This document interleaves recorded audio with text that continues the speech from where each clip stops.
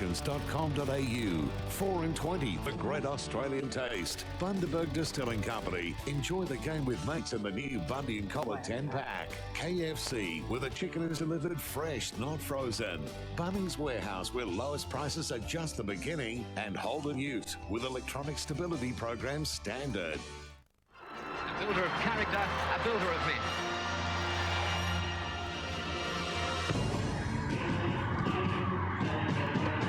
Now the gas here. Dolly sends Scoop through a narrow gap. Yeah! Push it, yeah! And he's on the base. Oh! It's gear up.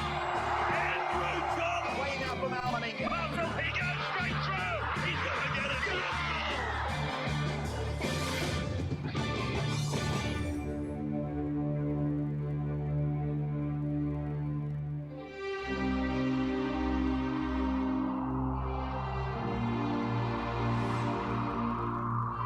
From 1954 right through the 60s, I came here to the Sydney Cricket Ground to play Test football for Australia.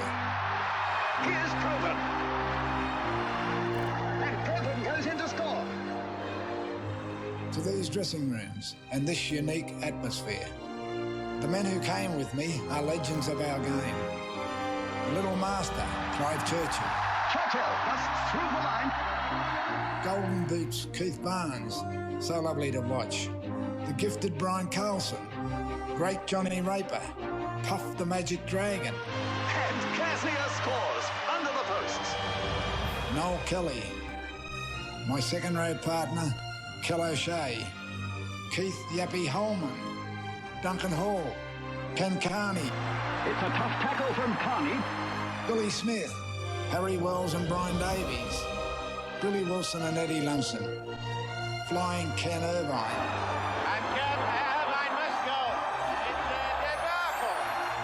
We'd leave the rooms and walk down these stairs. Somehow, some days you remember every step. In our day, Test football was played in daylight. But tonight is different, and rightly so, because tonight the generations come together under the stars to celebrate Rugby League's Centenary Test. From Dally Messenger in 1908 through to Norm Proven in the 50s and 60s, Cameron Smith's Kangaroos are steeped in a tradition tonight that we're all proud of. Proud to be Aussies and proud to love the game of rugby league. Hello and welcome to Nine's live coverage of the Centenary Test, Australia versus New Zealand at the Sydney Cricket Ground. Now, to preview the game, let's get to our panel of experts, headed by a legend himself, Peter Sterling. Entirely appropriate that one of the game's greatest players and nature's gentleman, Norm Proven, helped kick off our coverage tonight as we again welcome you live to the Sydney Cricket Ground for this Bundaberg Rum Centenary Test. 100 years ago today, the Aussies and the Kiwis met for the first time at international level, and it was the New Zealand side that drew first blood, 11 points to 10. I'm joined in the countdown to kick-off by Ben Eichen, Laurie Daly and Phil Gould. And gentlemen, I'm privileged to be here tonight. It is a landmark night for our game. And Gus, I know you're a student of rugby league. How do you feel about the significance of tonight?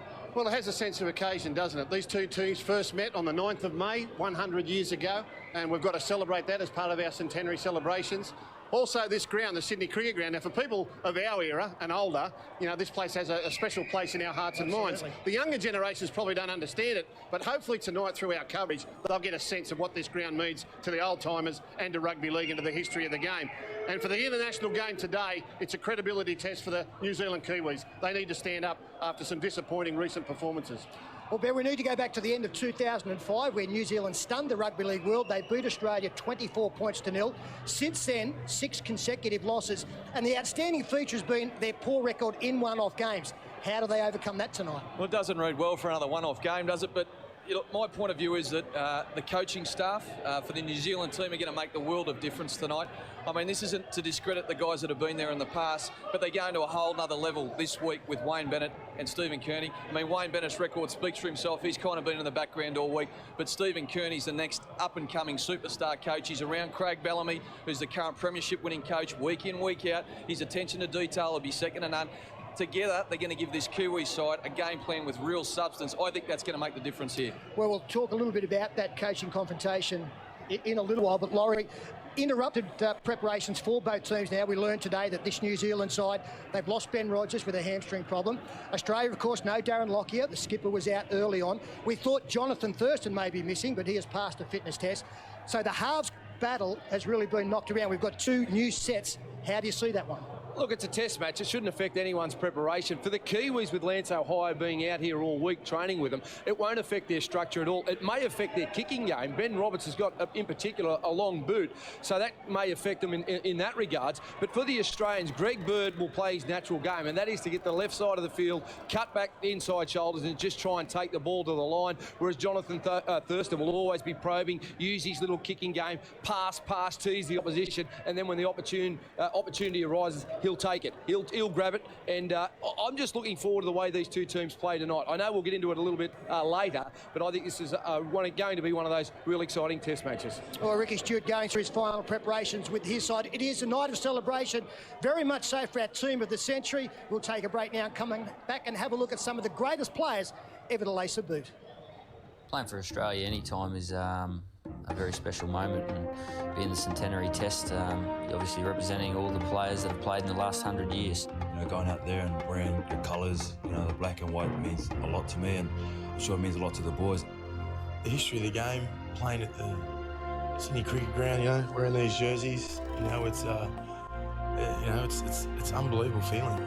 There's a great pride in this jersey. You know, the 16 other blokes that'll be running out there on the field with, you know, all proud of where they come from.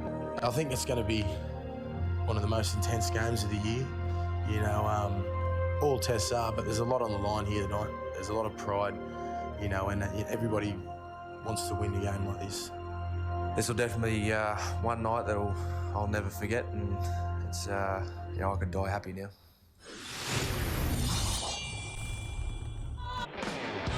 One of the great sporting grounds in the world, the Sydney Cricket Ground. It is our venue for the Bundaberg Rum Centenary Test, and we welcome you back live for this clash between the Australian Kangaroos and the New Zealand Kiwis. I mentioned the team of the century. They are being paraded in front of the crowd, and as you would expect, there are plenty of recognisable faces.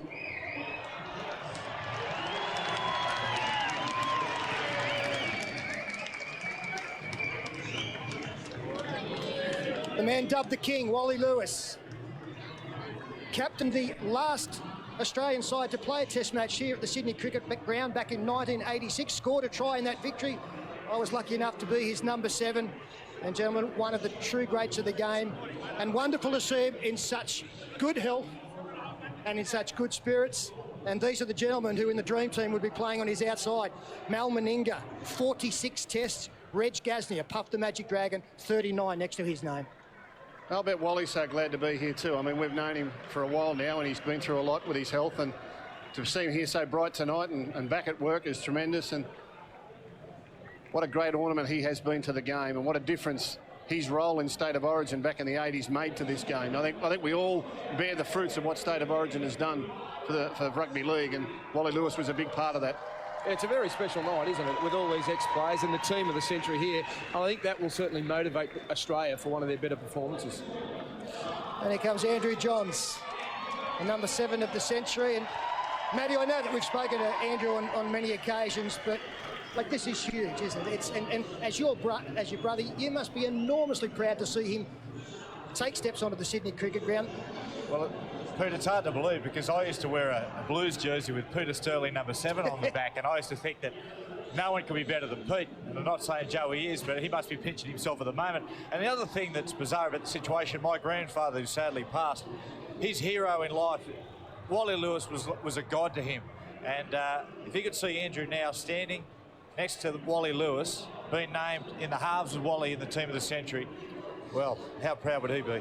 Well, very, very proud. And unfortunately, a very sad footnote to tonight. The coach of that team of the century was Jack Gibson, and we've just learnt news that Jack Gibson has passed tonight. He's been unwell for a long time, and to Judy Gibson and to his immediate family, on behalf of the whole rugby league community, we send our condolences and our best wishes through this very, very difficult time. I played under Jack Gibson for a number of years, won 3 premierships, and I'm absolutely shattered. I guess we knew this night was coming, or this day was coming, but when the news comes through, it's very hard to digest, I have to say.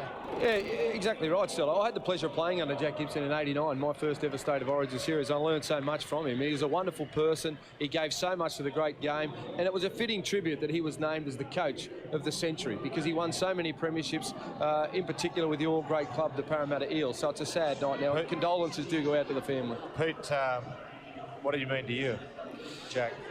Oh, it's one of those special people, Matt, that you meet in your life that carry that aura, as we see John Raper, another of our greats in our game, take the podium. But you know, Jack, he loved his players. He cared about his players. He made me feel very special as a player and as a human being. And I think that the great thing about being coached by Jack Gibson, you speak to any player who was lucky enough to be under his guidance, will tell you that he was more concerned about you off the field than he ever was on.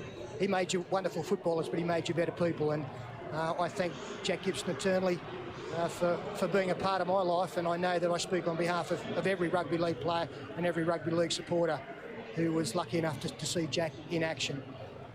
Mal Meninga and Reg Gasnier, part of our parade going around the ground, and the crowd continuing to build. There was some conjecture leading into this game, but as we get closer to kick-off, I think people have realised that it's important to be here tonight and to come out and see these type of players in the flesh. Happy too, Pete. A lot of school kids here. I mean, I know a lot of old-timers have come out because they love the cricket ground and they're going to get a chance to see a little bit of history here this evening, but a lot of kids too, and that's what I'm hoping. They get to soak up what this cricket ground means. And I was just talking earlier that of all the grounds you ever go through to around the world, when the crowd claps here, it echoes differently. It's got a different sound about it. And I think these are little things that you remember every time you come back, the sound and just the smell of the place. And, you know, to see these old players now going around, players that I grew up watching, and what great men they were. And it is a special night. You can't get away from it. Well, parents would have told their children about how special the occasion was. Now they get the opportunity to bring their kids out to the SCG and sample it for themselves. They'll go home after tonight's occasion,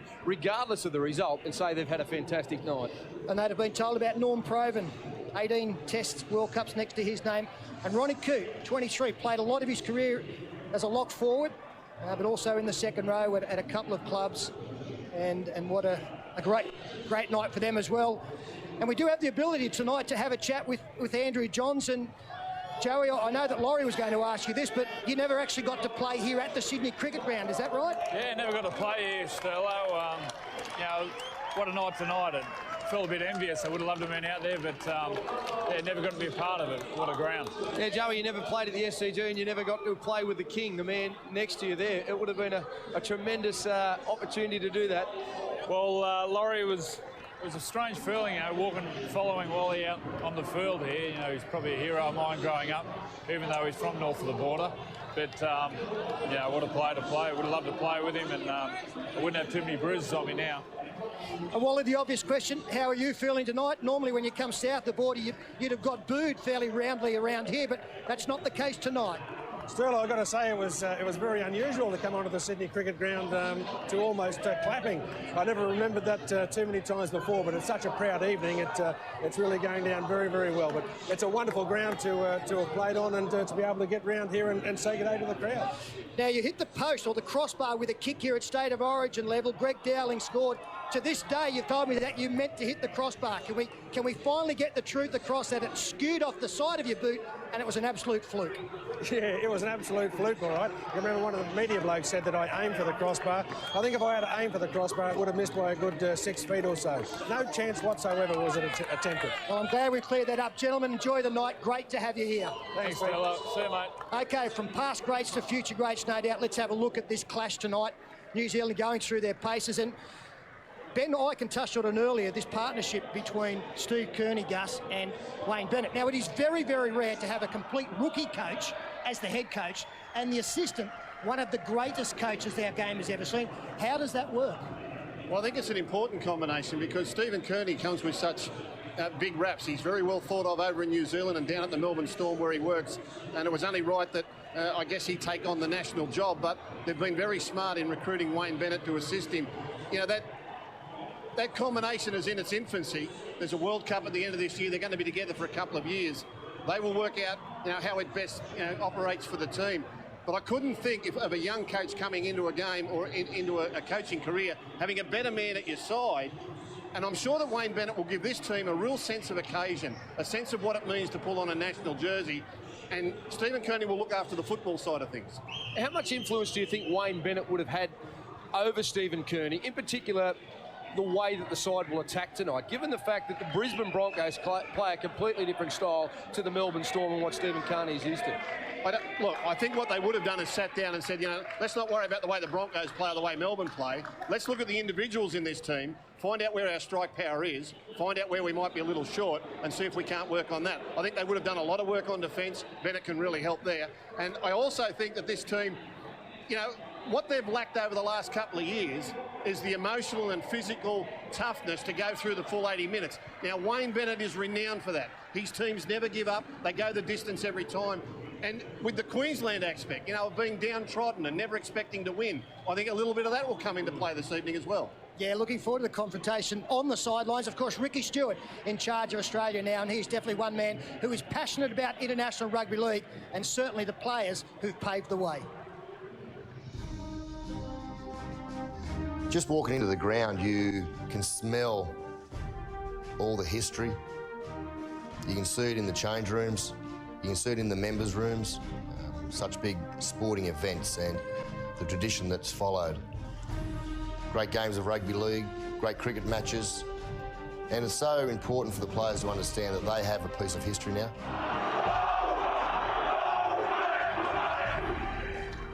This preparation to this test match has been completely different to others. We've spoken about the history of the game.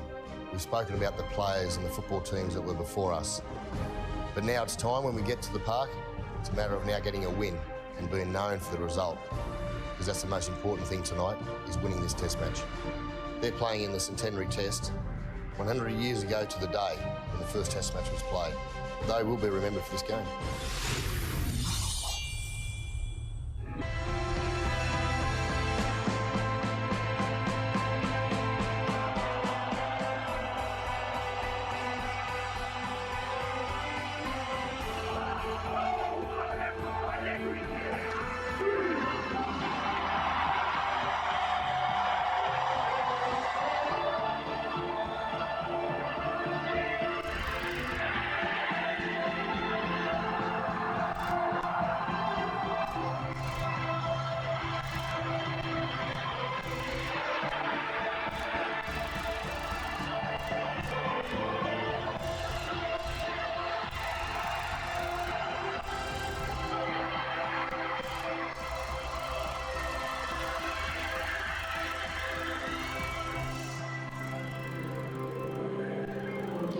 And the team of the century assembling to have a photo taken, and that photo one for the scrapbooks and certainly one for the sporting memorabilia wall.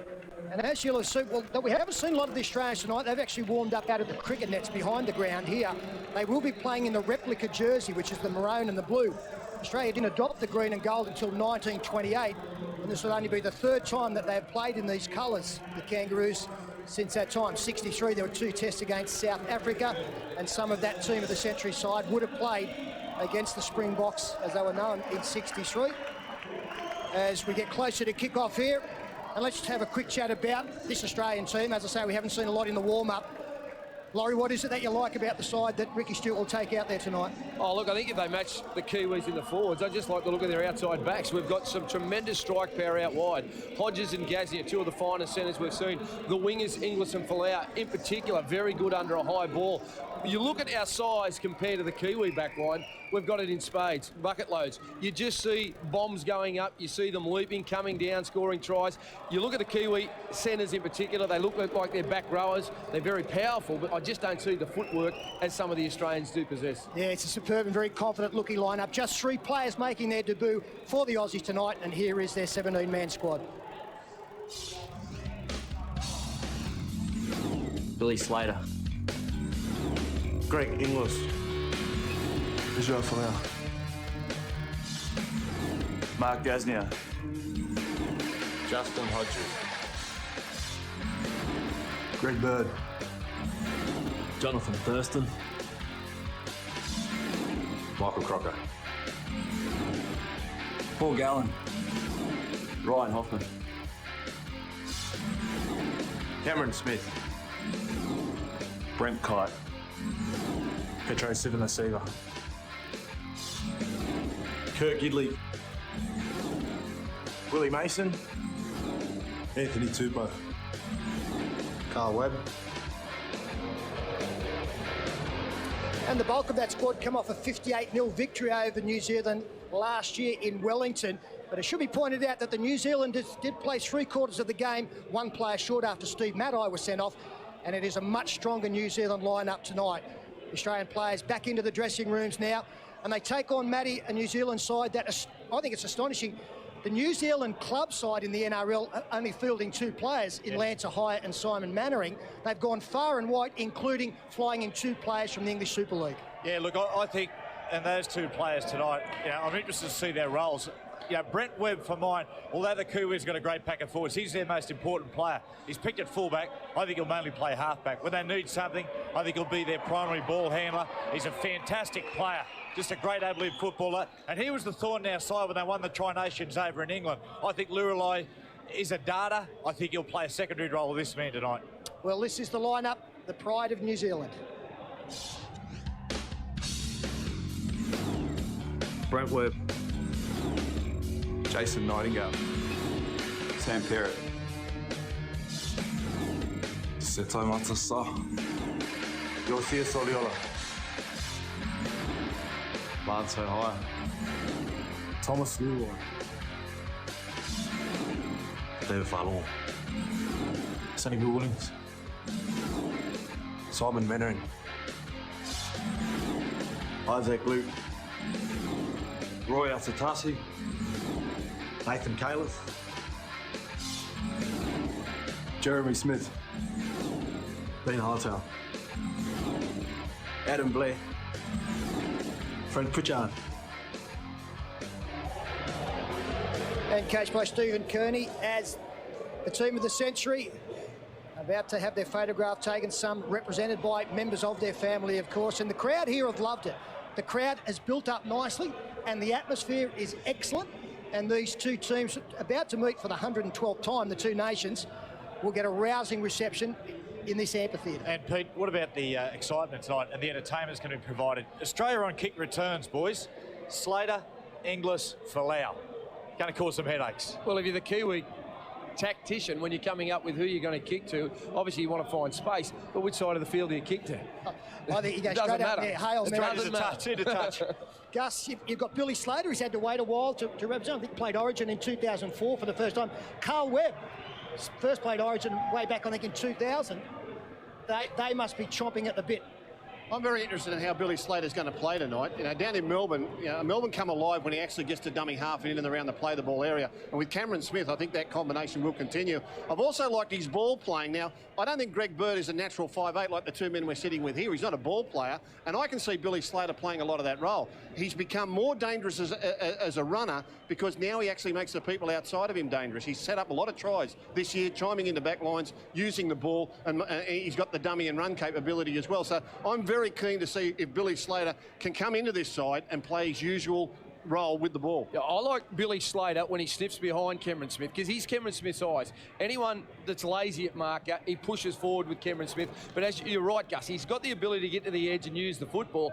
Greg Bird loves playing against teams that like to slide. And predominantly those are coached by Wayne Bennett. Wayne Bennett likes that up-slide style of defensive patterns. I can see Bird really digging into the Kiwi defensive line. And I think he can cause problems. And I think Billy Slater is one of those smart players who identifies strengths in certain players. And he knows that Greg Bird carries the ball in his right arm, always got it there ready for an offload. I can see them 2 working in tandem tonight. And boys, Thurston's ankle. I walked across the pitch before. I mean, the centre of the field here, very hard, very slippery, and the Kiwis are going to test it out. Interested to see how he goes early on. Yeah, I think Jonathan Thurston will be targeted in defence, but I think probably rated the game's greatest player at the moment, and he'll be in the mood to prove that again tonight. It is a bumper year, 2008 for Rugby League. We've got our World Cup at the end of what will be a wonderful State of Origin campaign, but we kick off Test football tonight with the 100-year centenary of the first time these 2 sides met. Australia take on New Zealand live here at the Sydney Cricket Ground. Let's now go into the commentary box with Ray Warren. Yes, thank you, Peter. And hello, everyone. Welcome to our coverage as the match is about to get underway, but there will be some formalities leading up to that with the rendition of both national anthems, and they will be pausing for a minute's silence as a mark of respect for the passing just on an hour and a half ago to the super coach Jack Gibson, and I'll have a little bit more to say about that as we move up to that minute's silence. But this crowd, which has been well documented and talked about as not filling the Sydney Cricket Ground, it's a very vocal crowd. Sure, there's plenty of vacant seats. 17th Test match at the Sydney Cricket Ground between these two nations, and the 112th time they've met. Wayne Bennett, of course, the X Factor. He's there with Stephen Kearney, who was the youngest player ever to captain a national side. And of course, he's been schooled under Craig Bellamy, who's looked upon now as the #1 coach in the game, maybe on a ranking level with this man, Wayne Bennett, or maybe just superseding him. Kearney, of course, he came to Australia as a youngster. He played with Western Suburbs for a number of years, and then with distinction, of course, in Melbourne, and then captain the New Zealand national side at 21 years of age. The pale blue and maroon jumper is the one that's being worn tonight, the unification of New South Wales and Queensland as they do battle for Australia. They didn't wear on this night 100 years ago the maroon and sky blue. In fact, they wore the sky blue jumper of New South Wales, and the first exhibition of that jumper was in 1908, 1909 on a Kangaroo tour. So the Kiwis, they leave the dressing rooms. They wore the all black on this night 100 years ago. Prior to that, of course, they were known as the All Golds, and in 2007, Dally Messenger played for New Zealand as a member of the All Golds. So the Aussies leaving one of the famous dressing rooms, a famous ground, hosted league test matches between 1914 and 1986, and this is the first time test football has returned since that time. That's the member stand, and New South Wales, the Australians, I should say, coming from the side of the member stand closest to the Blawongle, and the Kiwis housed adjacent to the MA Noble on that end of the member stand. The Australians breaking into a jog as they come out to line up for the national anthems. Not only is it 100 years ago to the day since these two countries first met, it's also the first night test match at the Sydney Cricket Ground.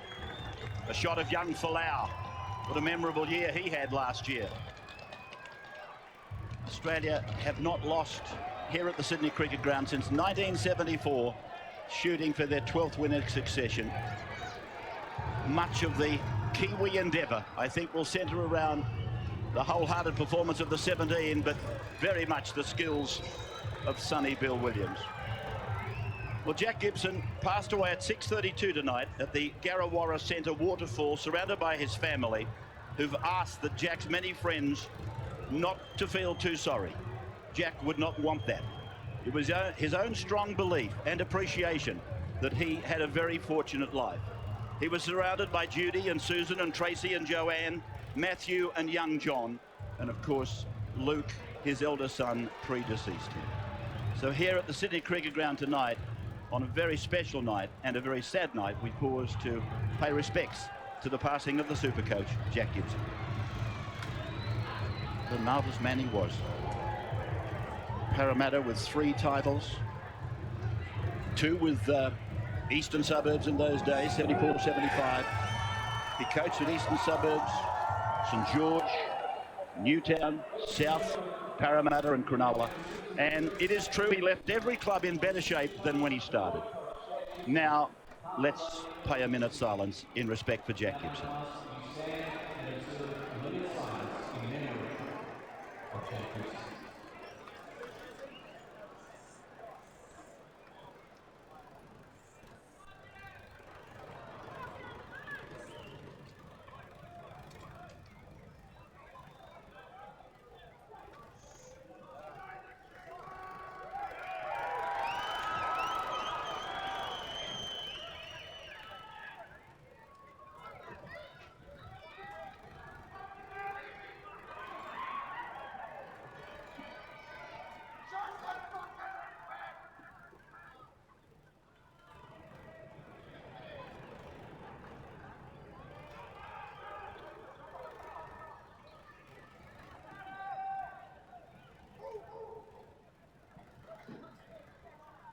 So for New South Wales and Queensland viewers, there will be a special Jack Gibson, the super coach, on screens at 15:30 on Sunday. Jack Gibson then.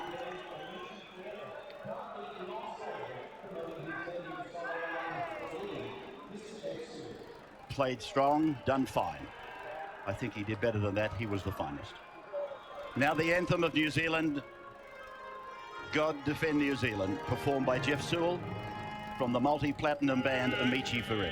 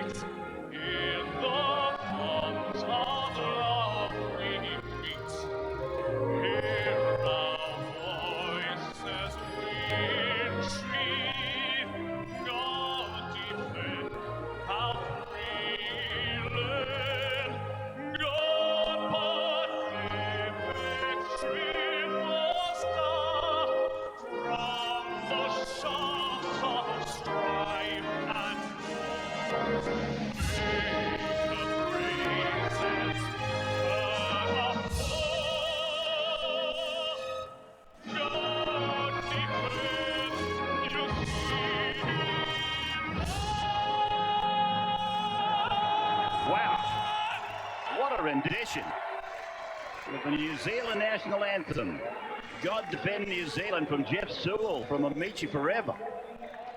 Can the players rival that? Stand by now for the Australian national anthem. This will be performed by Julia Messenger, who was the great-granddaughter of the legendary Dally Messenger. Julia, a singer and songwriter in her own right, and Dally was here 100 years ago today. Australians, oh, let us rejoice, for we are young and free. We've golden soil and wealth for toil, our home is good by sea. Our land abounds in nature's gifts, of beauty rich and rare. In history's page, let every state advance Australia fair. In joyful strings then let us sing, advance Australia fair.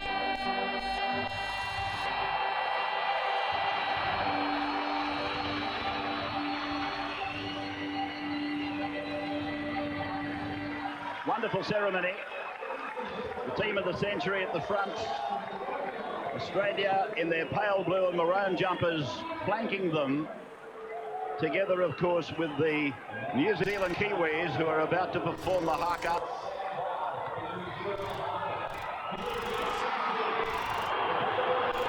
Pitch looks beautiful. The Bundaberg Rum Centenary Test, just a couple of minutes away.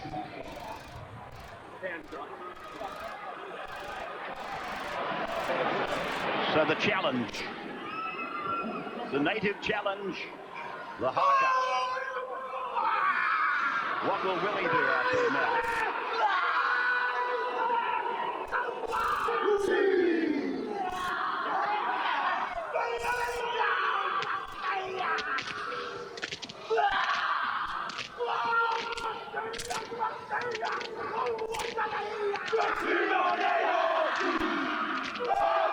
Let's go!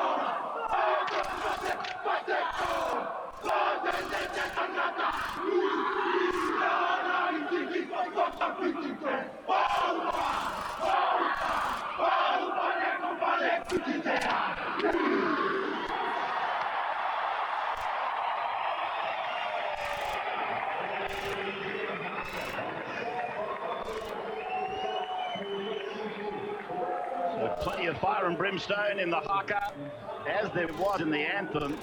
And I'm not downplaying that performance. It was a brilliant rendition of the New Zealand anthem. They will defend the Paddington end of the ground, New Zealand. Jonathan Thurston in the green headgear, the green and gold headgear, as Australia prepare to defend the Randwick end of the ground.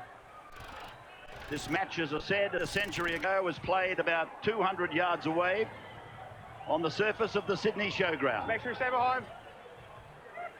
The New Zealand quite happy to kick. The Australians waiting. They've been in formation to receive the kick for a number of minutes now. New Zealand, after the haka, actually got together, had another team chat. The talk is now out of the way. Time for action.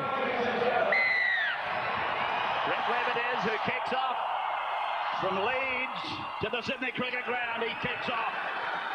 And Seven Asiba, upwards of 30 test matches, brings it back for Australia to play the ball back and away for Cameron Smith to go to the right and pick up Brent Kite. And Kite will play the ball back on his own 20-metre line. They go towards the Bill O'Reilly stand side of the ground, and Michael Crocker is tackled, and it was a thumping tackle that drove him down from Sedimata Sarr, the number 3 on that far side, guarding that side with Nightingale, who's on debut over there. In fact, he only debuted at the top level 12 months ago this weekend. As Seven Asiba goes charging again.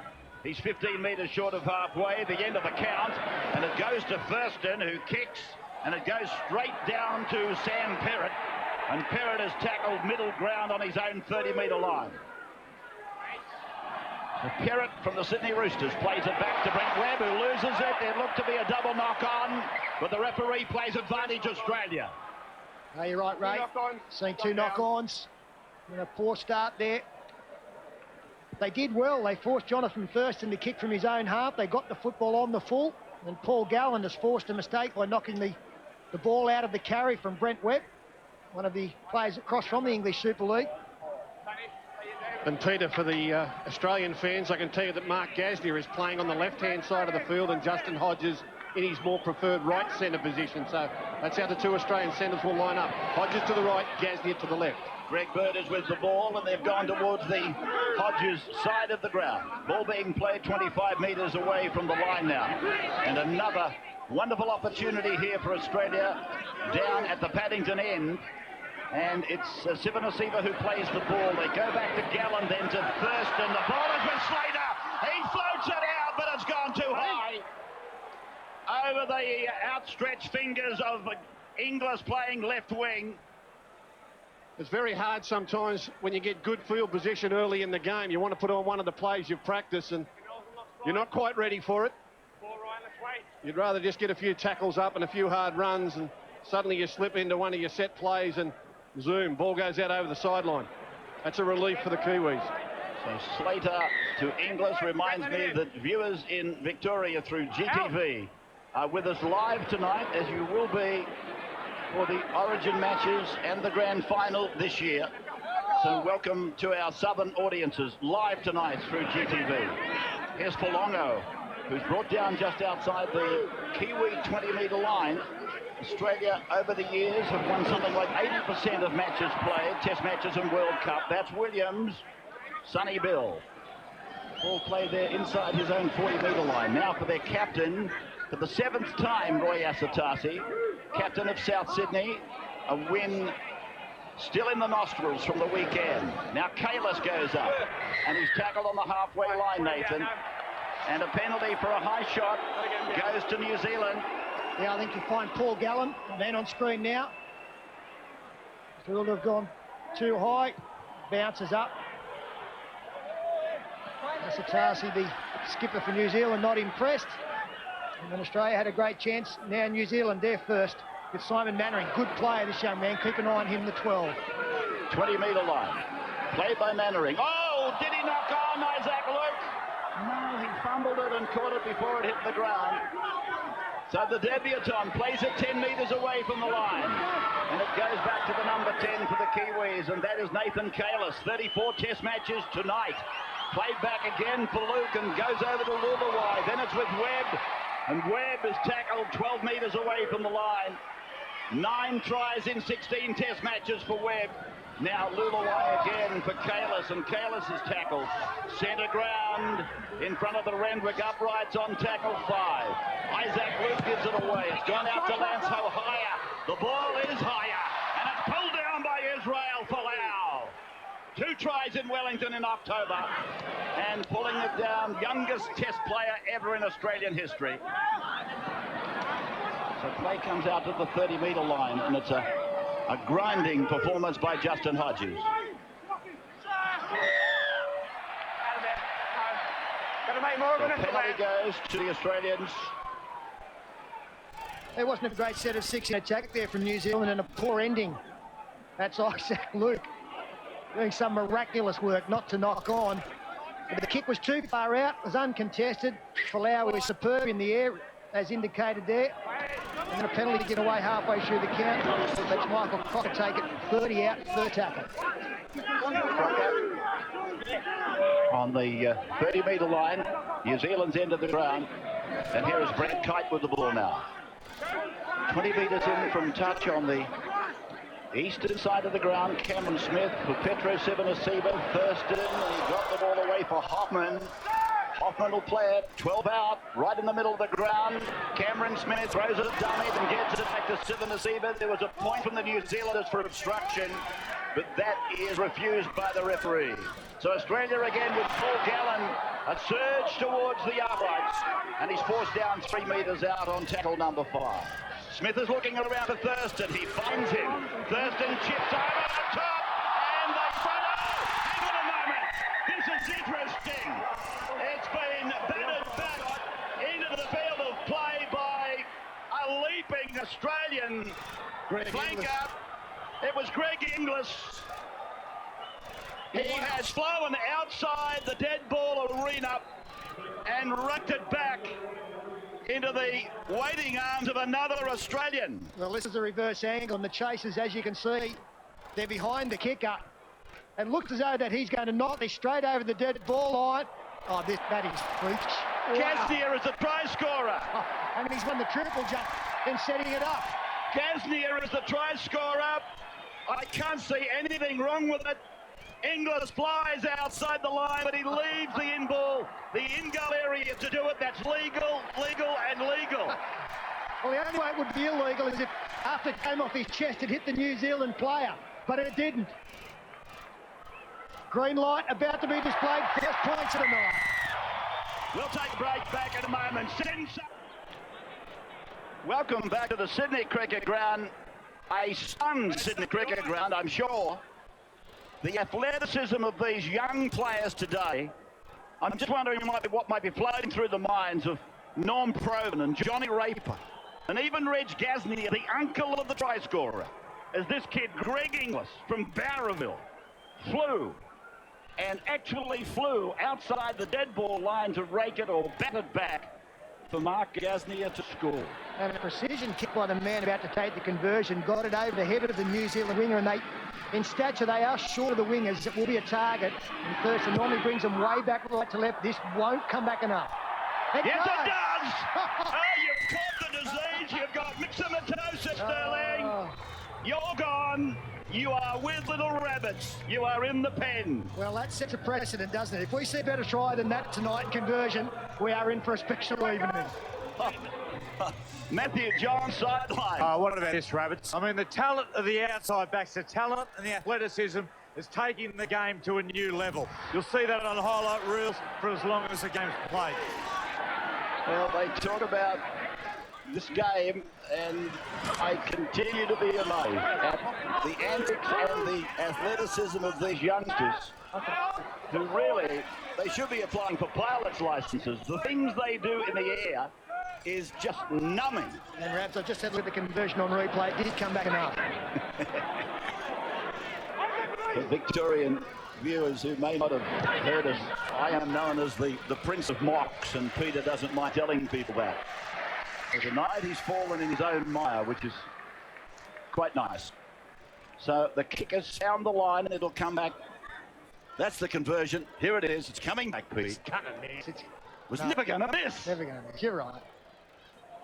So Jonathan Thurston, His radar is off. Greg Inglis is flying below the radar, and Mark Gasnier is on track. A try undoubtedly would have dealt a cruel blow to some of the New Zealanders. They bring it away to the 20-metre line with their own end of the puck with Mannering. Ray, New Zealand need to steel themselves into the mindset that if they are going to be scored against, it is going to take something like that to break them. They'll cop that. Nothing they could have done about that. They're going to make sure there's nothing soft in points they give up as they keep it alive. Sonny Bill Williams, fine support, Lulawai. And this is Siliola now. He will play the ball 9 metres from halfway. That was a desperate passage of play from New Zealand. They get a penalty. They get a penalty, but it was, when I say desperate, they were throwing the ball about like a team that had about 60 seconds to score points. Well, every penalty is welcome, but especially when they come late in the count. That was fourth tackle. They've done a lot of the hard work, Australia, and they need to do some more now. Williams goes to the line. 40 metres away now from the Australian line with Asatasi to the middle of the ground. Ray Asatasi from Auckland plays the ball, and Isaac Luke, he's opened them up. Isaac Luke on debut. Tackled a metre from the line. Ohio gets it away. New Zealand within 3 metres of the line. Thomas Lulawai from Wigan now to Ohio. And he's going backwards to look and probe for an opening. And Kalis is tackled 12 metres out from the Australian line. Isaac Luke hasn't been playing top-grade football for 12 months. Nearly in for a try. The kick through from Lulawai is too deep. Well, how did he not score? And I'm sure right at the end he wanted to take one last lunge at the line. A brilliant show of speed from this young Rabbitoh. Whoosh, straight through the back of the ruck. He gets to within an inch of the... Watch this. He wants to have one last lunge at it. Inglis came from side on. I'm sure he wanted to reach out. He was so close. Thrilling start to the test match. To the Bundaberg Centenary Test. Well, Billy Slater might have thrown a nervous pass to start the game, but that try-saving tackle, it was something out of the box as well.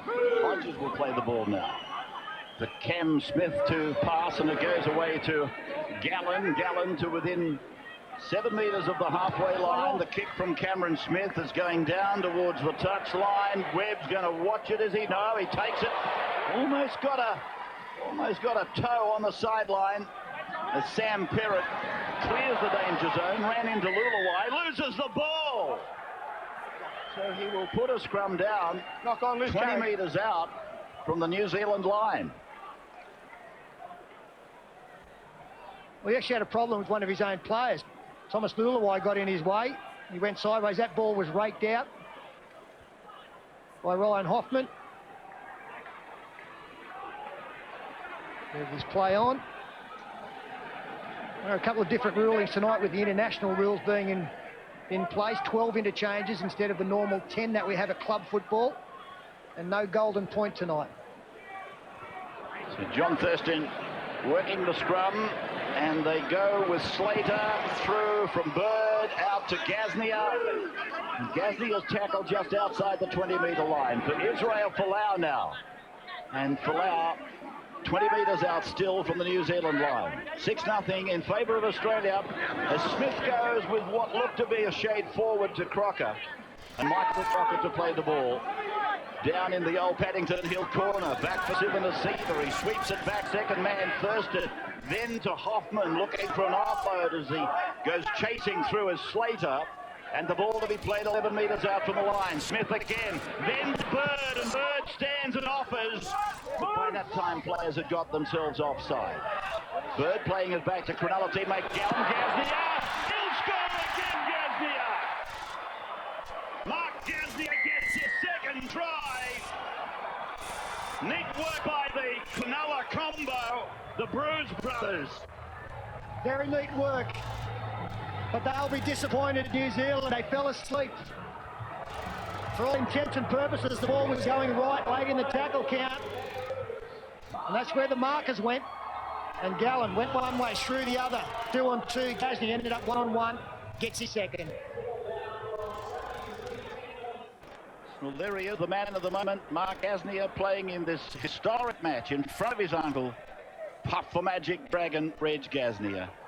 And John Thurston will attempt conversion of Gasnier's second try. It's a more difficult kick, only slightly, on a little bit more of an acute angle. He's just inside touch, and 22 metres out, kicking into the face of the Bradman stand.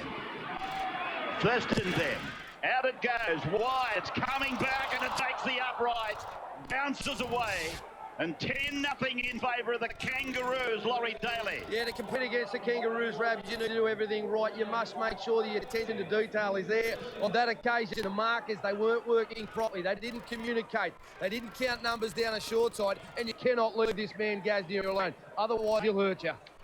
Yeah, the fact that the second marker didn't go to the right meant that Sam Perrott was faced with 2 of them coming at him at the same time. And this is Stephen Aziva, who's driven sideways 11 metres away from his own line. 31 test matches for Petro, now the captain of Penrith, one of several club captains involved in the game tonight. From Cam Smith to Greg Bird to Paul Gallen. And Gallen is held 25 metres away from the Australian line. Roy Azatazi's in a lot of trouble out there, Rabbits. He's back behind the line. He really can't straighten up and struggling to get back into the defence line. Trainer out there with him now. No doubt they'll be aiming something at him in just a moment if they decide to leave the captain out there. Slater made a run. Smith goes a few more metres before punching it with his left foot, and it bounces up there nicely for Nightingale. Nightingale is tackled in goal by Hodges. Oh, he's broken 10 for the 100, Hodges. Well, What a chase. He just manhandled him. Picked him up like a rag doll and threw him back. Azatazi leaves the field. But the strength of Hodges, Nightingale had plenty of time to hurry his way back into the field to play. Hodges said, come here, get back there. You're not going anywhere. He's a brute, Hodges. Some support coming in too, and the former Michael Cocker was a great chase from the back row. As movement on the Australian bench as well. Willie Mason about to come into the action after just 16.5 minutes. And the loss of Asatasi is huge. I'll get a report, but he's limping towards the bench in a pretty distressed way. Brent Kite takes the line drop out from the voodoo Brent Webb. It wasn't a big kick, and Australia immediately back on the attack with Bird working with Crocker going back on the inside. Smith now goes open side for Stephen Aziva, and Petro is tackled 6 metres away from the line. Kite off, Mason on. Mason is into the game as Smith comes away to Gallen. Dummy steps, pushes, shove, and he gets it over for Australia's third try. Paul Gallen, in his first test match, scores at the Paddington end. Well, that's the soft one that I was talking about earlier. First one was freakish, the second one, well, they just took them by surprise. That one, Paul Gallen, he's a strong man, but he's not tall, he's not overly big, but he's gone through the meat of the New Zealand defence, and that's a bad sign so early in this game. Gallen was chosen to play in Wellington last year, but agonisingly missed out through injury. He makes his debut tonight, and he marks that with a try. Test match try shouldn't come that easy. Even the previous one to Gasnier. And unfortunately, they just shell-shocked the Kiwis. The control and precision in the Australian side, they just seemed to fall straight into their gate. Kick and chase well, put the pressure on. Too strong around the middle there. So Thurston gets a simple shot at goal, and Australia go out to a 16-0 lead. The try per medium of Cronulla's Paul Gallen, and a rather contented Ricky Stewart, the Australian coach. Matthew Johns. Yeah, just keep an eye on this man, Rabbits. The next 20 minutes till half time, Billy Slater. Billy's got a great sense when the opposition's getting beaten in the middle third, they're vulnerable. I'm seeing him start to pop up around that middle. I think he's ready to explode. So Brent Webb restarts us again. Not to the liking of New Zealand, and Stephen Aziva trundles it back toward the 20-metre line. A lot of people, as you would have heard, have been telling us that Australia would win and win easily, and all, at the moment it's on cue. TAB Sportsbet in New South Wales wrote a bet tonight for 100,000 on Australia at $1.18. And they're telling me, TAB Sportsbet, that though the match might have been a foregone conclusion, it's the biggest night they've had of investment on rugby league this year. Easily their biggest night ever. Or should I say biggest night this year. To the right they go, to Folau now. Down and up again and tackled on the 30-metre line. Someone's probably found out they're giving away free money, Rabbits. Thurston. And now for Cam Smith, who's able to almost embarrass Isaac Luke. The kick off the boot of Thurston, and it's too deep. Rolling away. Out towards what might be the pickets. Listen to the reprieve there for New Zealand. Bench was good. Carl Webb warming up on the sideline, and he too makes his debut tonight for Australia. Adam Blair is the man that is out there for New Zealand. Came on for Roy Asatasi. Asatasi's on the bench, not receiving too much attention. We may see him back. This is Sam Perrott, and that's Roy Asatasi. And the Kiwis struggling now to break this Australian defence.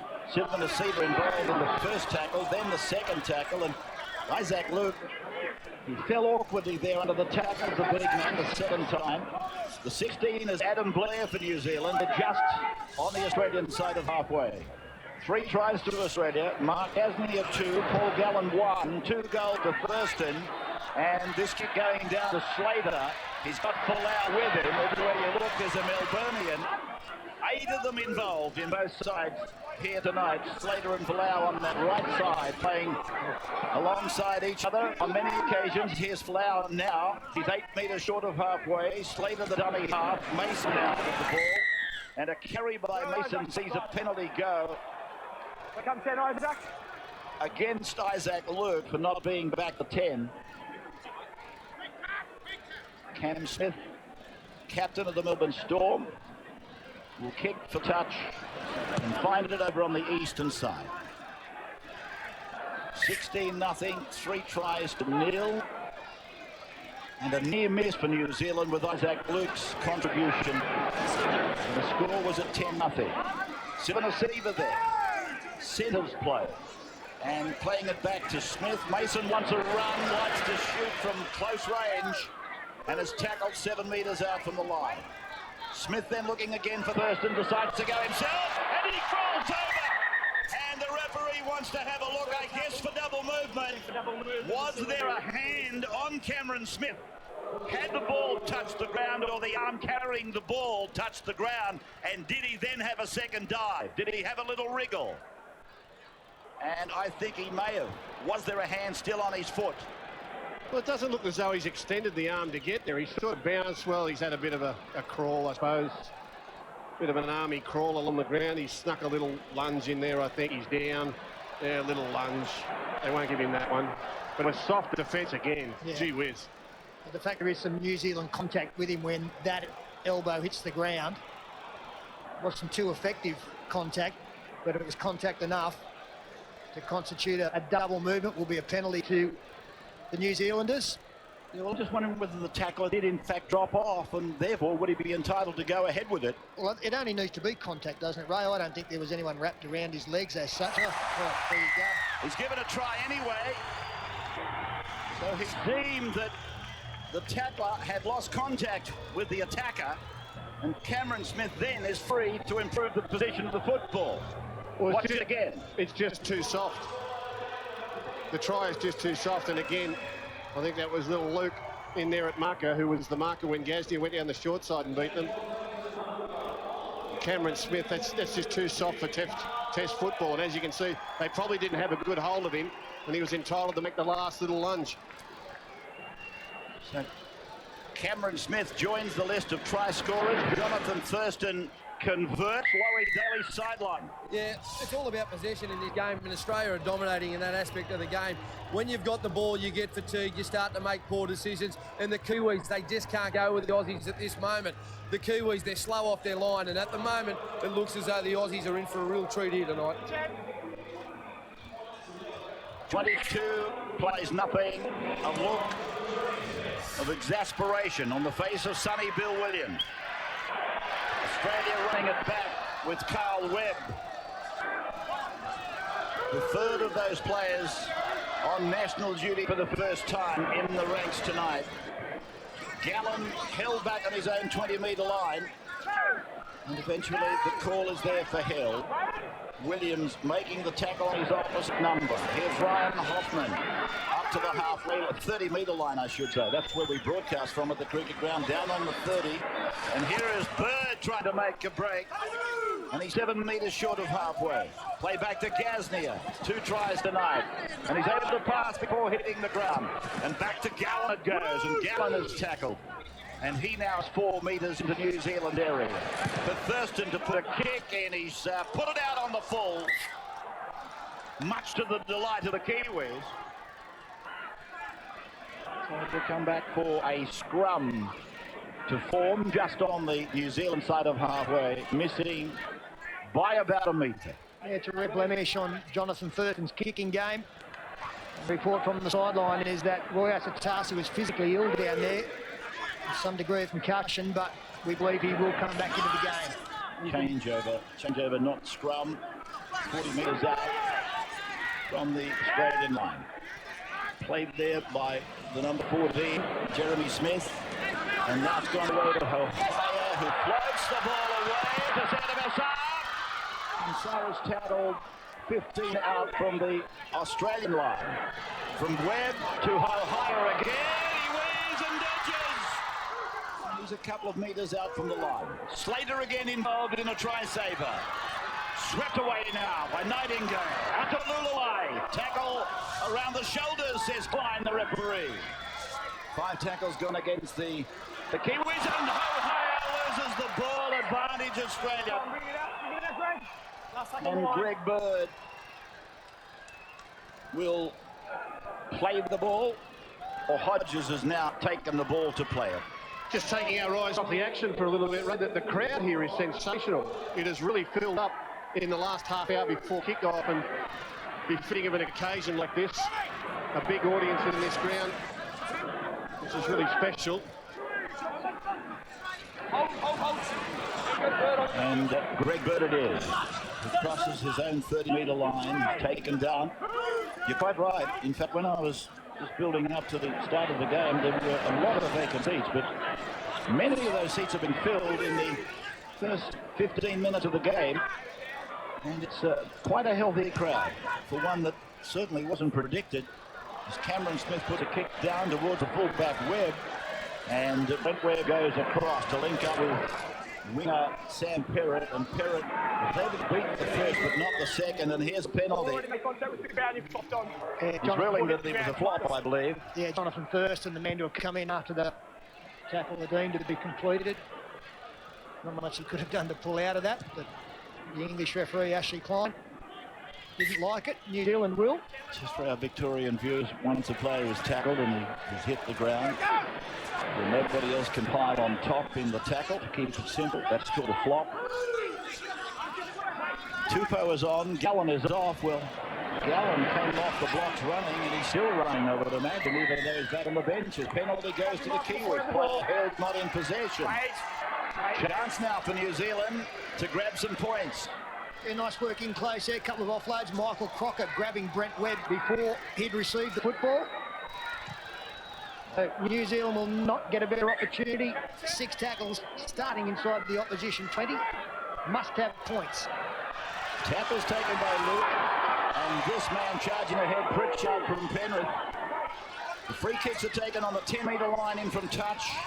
Now it's gone along from Lulaway to Jeremy Smith with the socks down, just inside the 10-metre line, middle of the ground, and running up towards the Randwick end. Isaac Luke holding it back, losing the ball is Adam Blair. Stand up, Justin, leave it.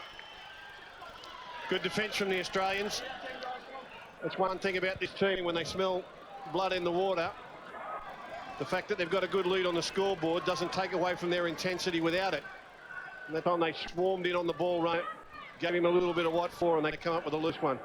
And it was Jonathan Thurston making first contact. the halfback who rolled his ankle at training last night, flew Cooper Cronk up from Melbourne as his understudy. At one stage it looked as though he would be taking his place, but Thurston showing no ill effects at all. And defensively strong as always on the fringe, feeds the scrum, wins it. Oh, it's Inglis. Greg Inglis in the familiar position on that occasion, or the traditional 5/8 position from the scrum. And here's Tupou, tackled on the 20-metre line in a four-man New Zealand tackle, including Jeremy Smith. Here's Michael Crocker trying to thump his way out of the 30-metre line. Mannering making the tackle in number 12. Again involved in the tackle was Adam Blair. Now Carl Webb tries to shoulder through Isaac Luke, gets it back for Jonathan Thurston, and Thurston is tackled on his own 40-metre line. 22 plays nil. Australia over New Zealand in the Centenary Test match for Bundaberg Rum, and the kick is going down to bounce 2 and 3 and 4 times, and Nightingale eventually picks it up. There was certainly no need for that length of delay by Nightingale and Webb as they continue to bandage Nathan Kalis. And it is Sam Perrott who's tackled now on the 20-metre line, his own end of the ground, as Webb sweeps the pass away. And New Zealand, through Sedamata Saar, played that ball, and now it's Sonny Bill Williams, and then Mannering. He gets it away to Nightingale. Nightingale, the Dragons winger. He puts a kick back into the middle of the ground, and it's easily cleaned up over here by Greg Inglis. Now he turns it around. First they were going left, now we're going right. Fend, step, and eventually he's put down Inglis by Perrott, together with Jeremy Smith. It's a fair reply, isn't it? It is a fair reply. You play the left bow, here's the right. Gasnier will play it on the halfway line. Away from Slater to Thurston to Hoffman. And Hoffman will play it just on the New Zealand side of halfway. From Smith, it's gone to Webb, and Webb to Thurston. Cowboy to Cowboy, now to Mason, and Mason looking to get those arms free. Here they come, 4 of them in a black jumper. Pummeling him into the ground, Mason. So Big Willie. We'd like to see that kind of defence on their own line, Ray. Cameron Smith throws the dummy. Runs a couple of metres up the middle on the last. Billy Slater there. Acting half for John Thurston, and Thurston's kick skewers away off the outside edge. Nicely done by Nightingale. And 15 metres out from his own line, he plays it back for Webb to give it away. For Saar. And he's just outside his own 20-metre line. He's in an upright tackle at the moment, but Webb said, no way, you're going to the ground. Down to the dirt you go with Gallen's help. It's a very short break for Paul Gallen. 25 metres out from the New Zealand line there. At 22 points to 0. And this is Frank Pritchard, just inside the 40-metre line. They're standing in a little bunch behind the play the ball. Now Dean Hallertau is out there. 13th Test match for New Zealand. It was amazing when I read that today. Dean, he's racked up a dozen Test matches. As Lance O'Hire's kick. And what's do? Oh! It looked at the corner post and refused to touch it. So Slater takes the ball and the tackle. That was inch perfect. I don't think I've ever seen that before. It goes up and just goes straight up, perpendicular to the corner post and comes back. Is that the right word, perpendicular? I think it means upward. Yeah, right angle to the ground, something like that. Now, Gasnier, just outside the 20-metre line. Tied up by Sonny Bill Williams and Dean Hallertau. This is Gallen. He's playing with a lot of exuberance that you would expect from a player on his first time around, Gallen. And as I said, it was a short break for him. Thurston's kick, taken out of it by Mannering, but it wasn't late. It was quite legal. He couldn't pull out of it. Now Nightingale, and he's upended and put away. Inside the 40-metre line. He's okay, Thurston, who was under this big cloud, big dark cloud for the last 24 hours, but choosing to play. Hallertau's gone on for Luke. Now, this is O'Hire, who's been playing at number 1 for the Warriors. Lance O'Hire, I think he played Heads to the national side before though, and this is Pritchard with the ball, but a penalty gone to New Zealand. Ben Hallertau is out there as the dummy half. I'm surprised that they didn't leave ANZAC Luke get there in a first or second receiver role. Here's one player who is a danger to the Australians with the football. Thomas Luluai so far ineffective. Mannering takes it forward, sacrificed one out. Running into the shoulder of Greg Bird. An assist from Justin Hodges and from Paul Garland. Back now for Blair, and Blair is 7 metres from the line. Can they crack it? Can the New Zealanders put themselves on the board? Luluai, they go deep, and Webb was read by Gasnier. He knew they'd be looking for Webb. He scored a lot of tries at Test match level, Brent Webb, and here is another charge from Soliola. 9 metres out from the line, and again Gasnier and Webb involved in the defence. Now it's away for Smith, and he's tackled with the line 4 metres away on 5. So New Zealand with a chance. Hallertau gets it away. It came off the boot of Hawaii. Up they go. Oh, look at Folau again. Right up above the pack, young Israel. Well, which Australian winger do you kick to? Do you kick to Greg Inglis, or do you kick to this bloke? And I can say it's pretty fruitless to do either. Well, why would you bother? Well, they've got to have learned. Now you kick to the posts and bring them into play and get Billy Slater under one standing still. You definitely do not try and out-jump these two flanks. Just looking at Thomas Luluai and Lance Hohaya, they could run under the feet of Israel Folau when he's in mid-air. Well, he's lifting quite badly out there, Luluai. Makes him a bit dusty as well. Hodges gets out at dummy half. Listen, he made a recovery from that injury he suffered at Suncorp a few weeks ago. Thurston's kick going straight down to Perrott, and Perrott comes away out towards the 40-metre line, pursued and pulled down by Hoffman. Working hard, Hoffman, plenty of attack, plenty of defence. Now it's Nightingale, and he's 9 metres from the halfway line. Soliola is with the ball, and the other Roosters centre, they're using the Sydney Roosters centres, Samata Sarr and also Soliola. Not that they always play centres, and the ball knocked down, 6 more tackles is ruled, and this is Hallertau, who will play the ball 9 metres into Australia's area. It's gone away from Luluai, gone on to Pritchard, who puts a little bit of a hop into his work, and then looks round the corner to pop it, but there's nobody there. On the 30-metre line then, Hohaya takes it a couple of paces, links up with Sonny Bill, and he's desperate to get rid of the ball, but he can't. He had it locked up by Tupou. Now it's on to Luluai, back on the inside for Blair, and Blair, he's put away. Centre of the ground, another of the Melbourne Storm octet who's in the game. Luluai, little grubbing kick. Here comes Perrott, here comes Slater.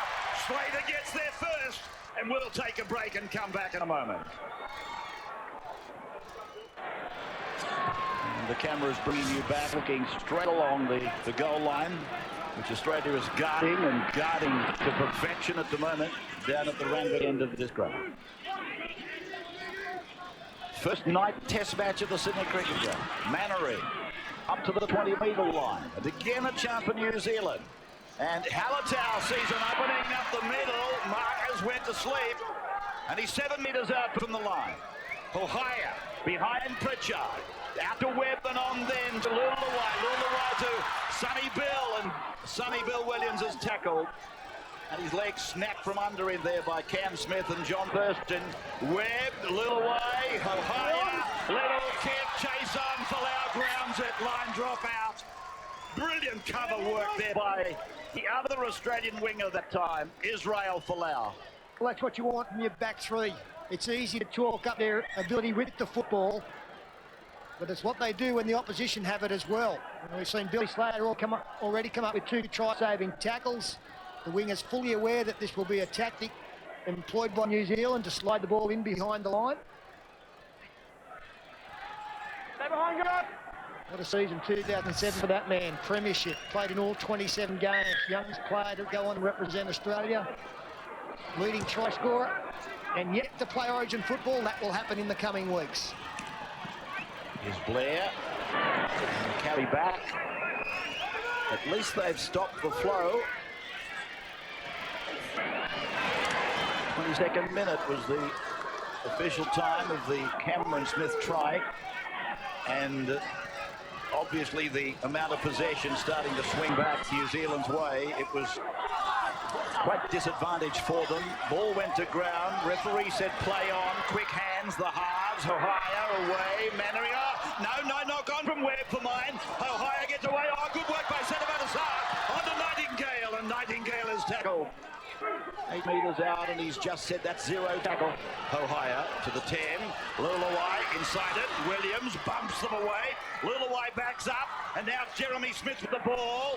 Crouches over. Penalty NZ. Offside. Offside Australia. Come on, guys.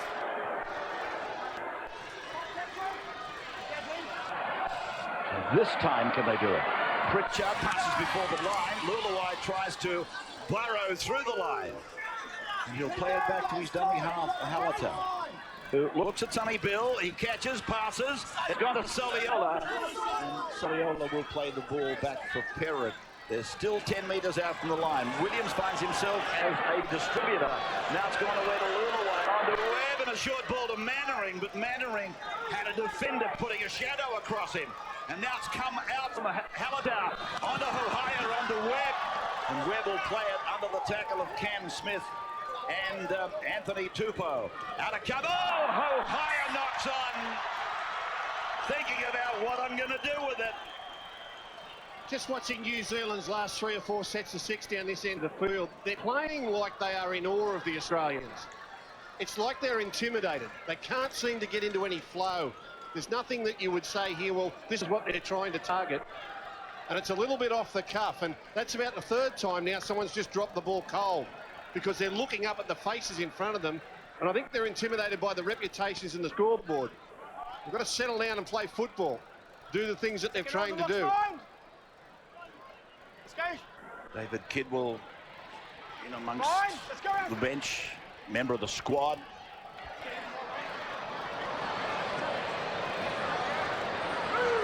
And Australia inside the 10. The last tackle of the first half was made on Paul Gallen, who's had a wonderful first 40 minutes, including a try.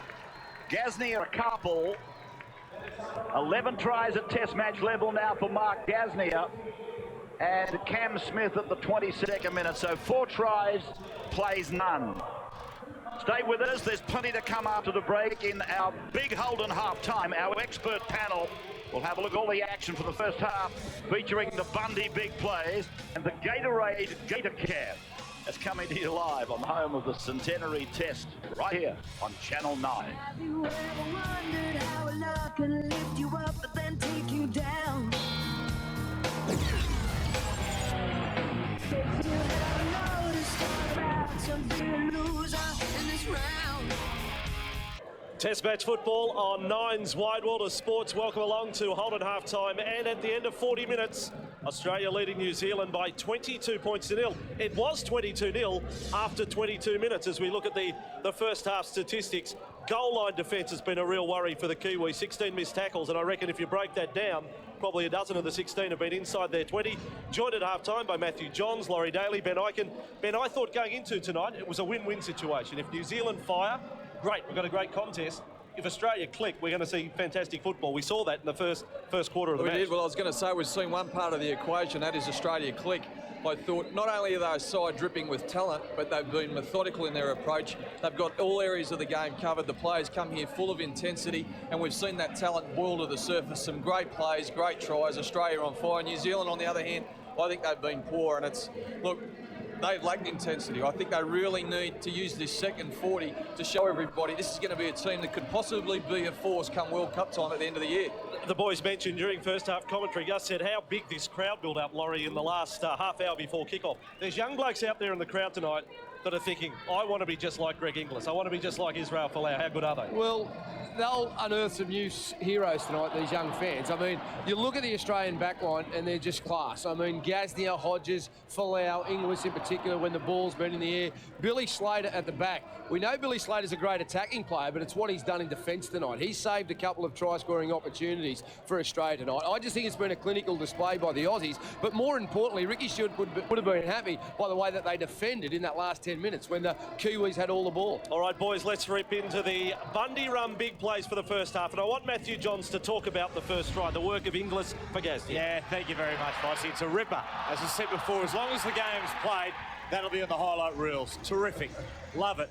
Great start to the night. 14th minute, we get to see the second try, Ben. And again, Mark Gasnier, this is where goal line defence, a real worry. And in fact, that was the story of the first quarter of the game. Well, I think the last 3 tries of the half for the Aussies, it was poor defence from the Kiwis. They just simply shouldn't have scored. The first, it was Gasnier down the blind. That was Gallen through the middle. And then this little sneaky one for Cameron Smith. There's no way known that should have been 4 points for the Aussies. Well, as far as the controversy over the try, no dramas on that. No double movement for mine. When he went to make the second movement, there was no hand on him. Sure, a hand got to him, but it was late for mine. Oh, look, I was okay with it. Look, there was no line speed by the Kiwis. Their first contact's been poor, and I'm sure that'll be addressed at half-time. But Ricky Stewart, talking to his troops, he'd be particularly pleased at how they're performing tonight. He'd want to see them go on in the second half and continue on in that vein. You know what I've got to say? I mean, the thing I did say about before the Kiwis, they are looking poor and they do have to fire up. But what most disappointed me, they did come up with a couple of great plays. First through ANZAC Luke, straight through the middle of the ruck. When he did break through, no support play. Second play down the sideline, Sonny Bill, Jason Nightingale kick inside. 5 Aussies, no Kiwis.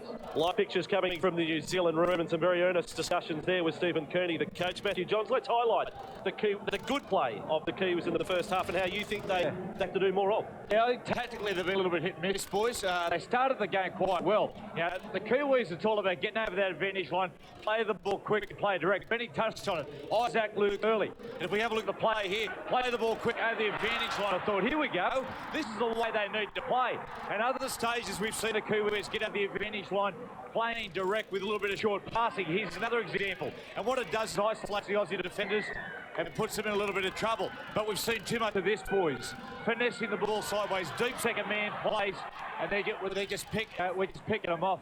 They've got to go back to upping the tempo in attack and just getting over the advantage line. Don't push the ball across the advantage line. Well, it's all about identifying the ruck and the ruck speed. At times, the Kiwis look good when they play direct. There's been no one in support. They've been caught on their heels a little bit too much. And it's also when they've used the ball to the edges, in particular that second man play you're talking about, they're coming off a slow play the ball. If they get momentum and all of a sudden they shift, they can find the Aussies in trouble. Boys, great to have support of all our sponsors on the Channel 9 coverage. Holden, Bundaberg Rum and Bundaberg Rum support and promote the responsible consumption of alcohol. And Gatorade, of course, are on board, Matthew, with Gatorade Gator Cam. And we've got a 5'8" and Greg Bird, a Maitland boy, on show tonight, second time with a number 6 for Australia. Well, I think Craig Bellamy will watch this game with interest. Greg Bird playing in the 5'8" jersey. And the great thing about Bird's display tonight is he's played a lot first receiver. You know, he's got in there and he's handled the ball sometimes more in first receiver than Jonathan Thurston. He's just a powerhouse. Now, Sonny Bill Williams, boys, tonight, I think he typifies the Kiwi display. A little bit hit and miss. I love this sort of stuff. Over the advantage line, nice and strong, but he's just skimmed across the advantage line too much. And what I will say about Sonny Bill tonight, and it was noticeable in the first 10-15 minutes, and it was something we talked about on the Sunday race last week, getting to play both sides of the field. I like it, left and right. It's been fantastic because he's got a great sense for the game. I actually watched him in the last 20 minutes of that half, really focused on him. He moved all around the field. He was the one that really tried to set up the Kiwis to get themselves on the front foot and post those first points. They never come, but he's really got to feature in their second half if they're going to be a chance. Boys, you know what I love about Bird? Is that he's just got a great arrogance for football. He's got a great arrogance. If the game was on the line with 5 minutes to go, he'd be calling the ball. He believes he's the best player on the field. I love him.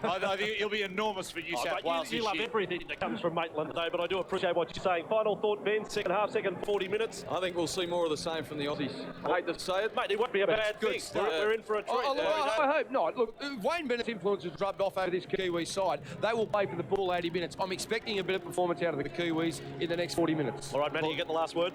Slater, Inglis, Gasnier, Hodges, Palau. Mate, it's the Harlem Globetrotters. I love it. It's beautiful. 22-0 at half-time. That is Holden half-time. Now, folks, as you heard just before kick-off, at 6:32 tonight, the passing of a rugby league legend in Jack Gibson, the super coach, the coach of the team of the century. And on Sunday afternoon at 3:30 on 9's Wide World of Sports, we'll present a half-hour tribute to one of the great men of rugby league. So please tune in for that before our afternoon game at 4 o'clock. So 3:30 Sunday afternoon, our tribute to the super coach. We'll take a break right now. Test football tonight on Channel 9. Stay with us. You're going to love the second half. Welcome back to the Sydney Cricket Ground, where the Centenary Test is taking place between Australia and New Zealand 100 years to the day. that these trans-Tasman combatants did battle at the adjacent Sydney Showground. A match that was lost by Australia 11-10 on that occasion. Wayne Bennett and Stephen Kearney, the coach, the young Kearney and the master Wayne Bennett, looking at the scoreboard, which is bare, and Ricky Stewart urging his players to keep going.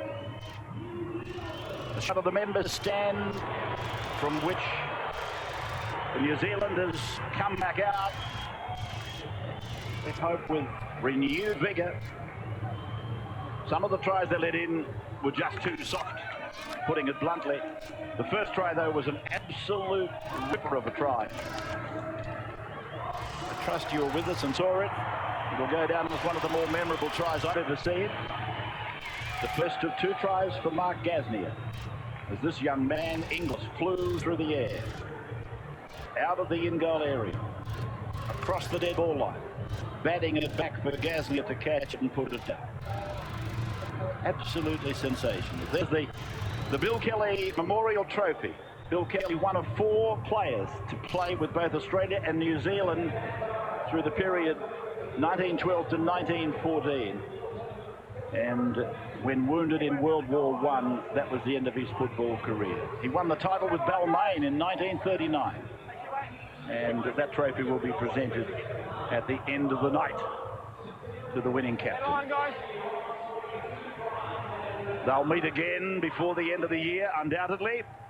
Maybe once, maybe twice, as we embark on the World Cup, which starts a fortnight after the conclusion of our premiership.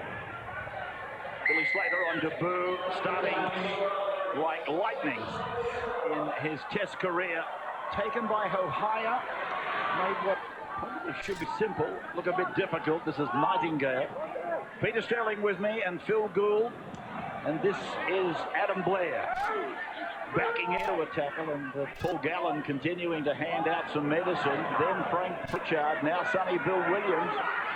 As New Zealand carry the football to the 35-metre line. Hallertau goes for a run from dummy half.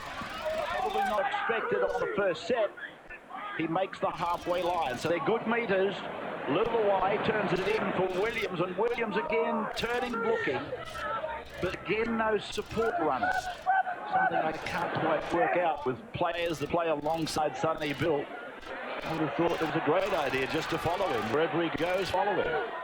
Down on the 10-metre line, Australia's end. It was taken in by Gasnier. Slater goes to Inglis now. And not a bad set of 6 to start the second half for New Zealand. And some driving defence there helps their cause. At 33 plays in action tonight. The only man yet to see any game time, Kurt Gidley. Off the bench for the Australians. Keen to find out when he will come in and how he'll be used. This is Hallertau getting out of dummy half. Yeah, just looking at that, I don't know why he didn't promote the ball. Look at the space on the outside. Soliola and Perrott are unmarked.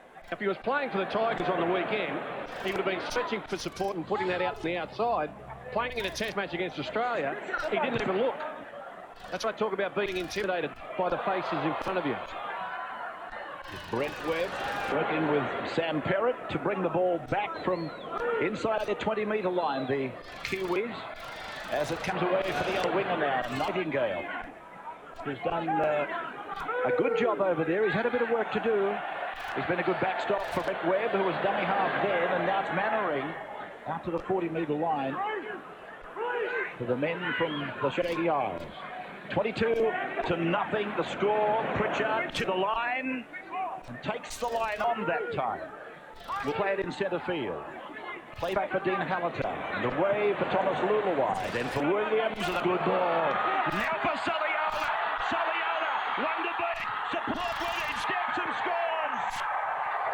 Soliola has scored for the Kiwis. Early second half. And that's exactly what was needed, and will give them some confidence. Nice work down the short side, and Sonny Bill Williams showing his tremendous ball-playing ability. But he had plenty to do. See Soliola. Down the short side again, Luluwai onto Williams, a little flick. And then too much speed on the outside to fend. Positioning Webb to go towards the post, but he took it himself. And New Zealand finally on the board.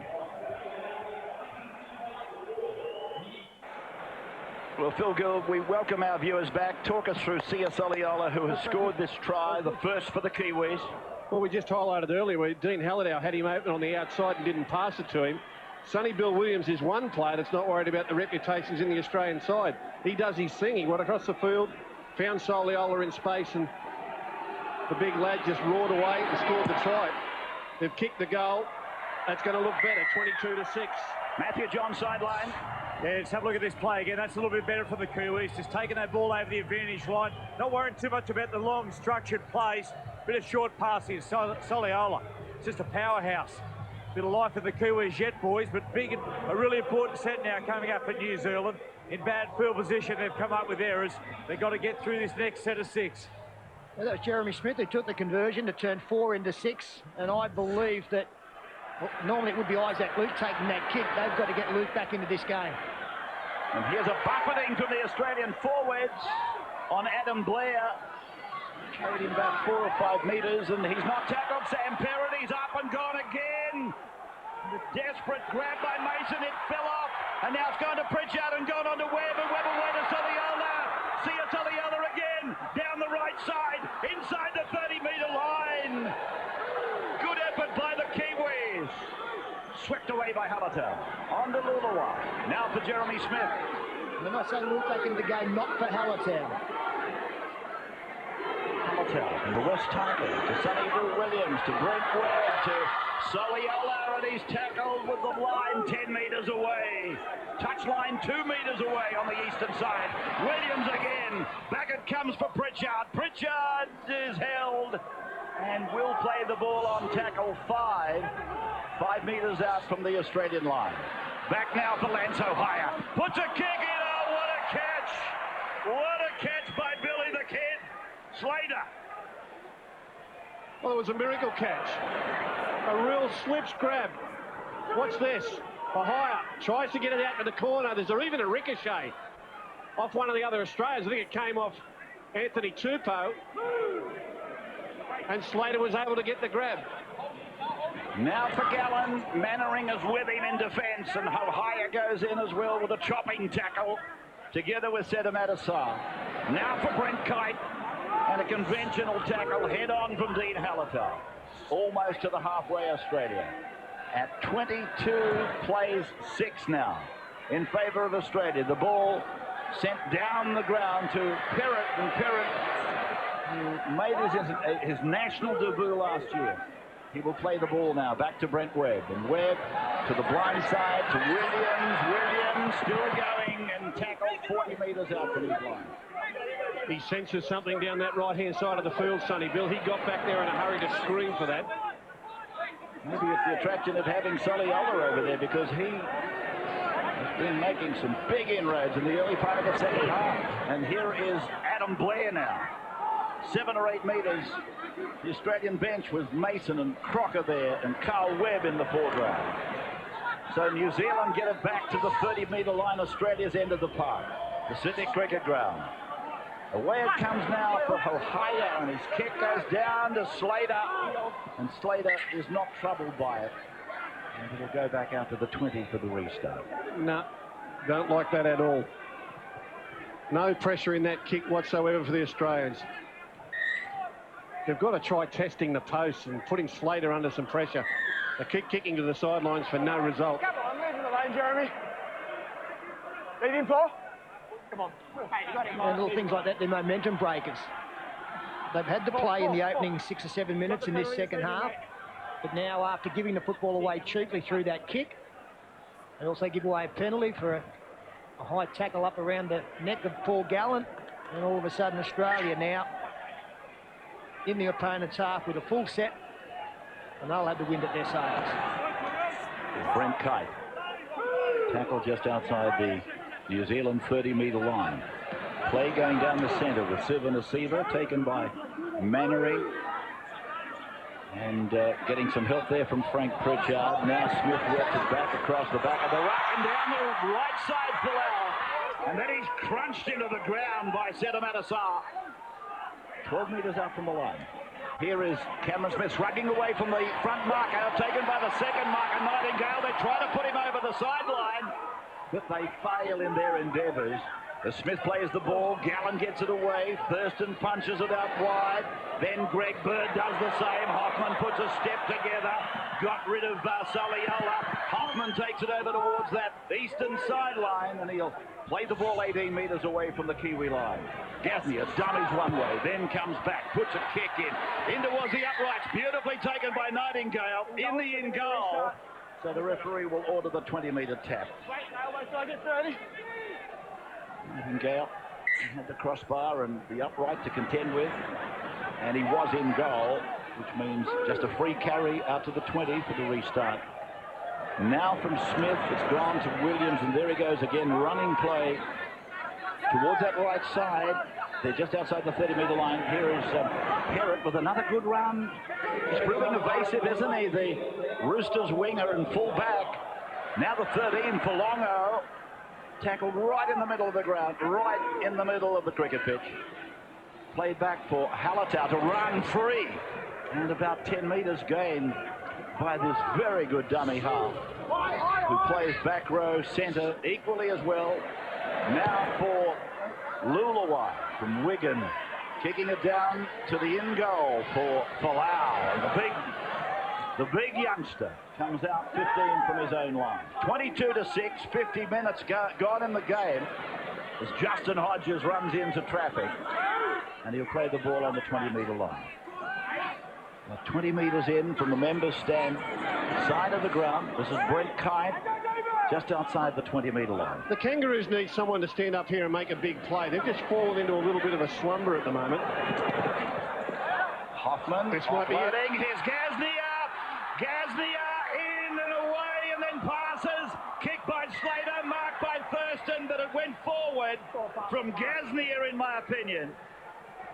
And referee Klein will pack a scrum. And that's where it's going to come from, getting the ball quickly to the edges with these fast centres and wingers. That's where they've got it on New Zealand.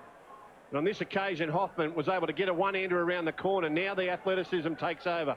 Gasnier bursts into the backfield, couldn't quite position his support. And it was that final pass, the one out the back of the hand from Gasnier, that was deemed to go forward. That was a reverse angle, and now we come back live with New Zealand running it away outside their 40, and look at Dean Hallertau making metre after metre. It's an invitation up the middle, and surely they're going to learn from it. Some of his colleagues out there. Now it's Polongo, and Webb has gone into dummy half, and it's called by Jeremy Smith. He's with the ball, second man, to Lulawai, wide now to Soliola. Bad pass. Gasnier's on him, and they're 20 metres out from the line now, the New Zealanders, as it comes across again for Lulawai to wave players in, and he gives it to the first runner. That was Jeremy Smith in jumper number 14. He'll play the ball 10 metres away from the Australian line. 57 metres on this set of tackles. A little stabbing kick. Salamanasar can't quite hold it. I think he had a second chance at it, but it beat him both times. Line drop out, Australia. They're looking much more enterprising, New Zealand, this second half. It's now half an hour since Australia last scored through Cameron Smith. And a decision made, well, it's actually come off Justin Hodges, and he's pushed it back onto a New Zealander. But we're coming back for a restart under the posts. Smith taking it, the captain. I did touch Greg Inglis last. Papaya passing for Careless, with the head heavily bandaged now. So New Zealand again go inside the 30-metre line with Mannering, and more space is offering up the middle, with Nightingale now running on the edge. He'll play the ball 15 metres out as they get it more towards centre ground. Hallertau again. Out he goes, passes. Lulawai goes back. Webb is there in support. Williams is there. Soliola's got the football. And Soliola is 2 metres away from the corner post. And back it comes from Webb to Williams again. And Sonny Bill gets it away to Jeremy Smith. Can he get it down? No, he can't. Great defence. Held up by Australia's online defence. And the ball comes spewing out, and he'll penalise. Klein is penalised. Well, that may be try-saving tackle number 3 from Billy Slater. I know he had some help there as the claret starts to flow. New Zealand warming to their task, and Sonny Bill Williams getting in behind the front line, the arm free, found support in the outside in Jeremy Smith. Take him out the back. Halatau will restart, 10 out, 10 in. And sends Polongo towards the Australian defence. He ran it straight at Cameron Smith. They're now 2 metres away from the line. Decoy on the blind side. They come open to Kalis. Kalis is wrestled down by the Australians. 8 metres out from the line now. Halatau again, and Halatau decides to have a go himself. He loses the ball, Halatau. Knock on, scrum, Australian, loose head and feed.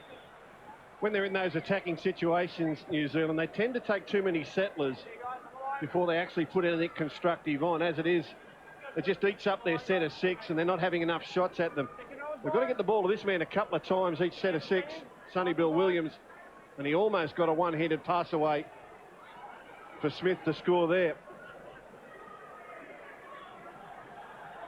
With all due respect, Gus, New Zealand are getting nothing out of their halves. The 9, the 7 and the 6. No.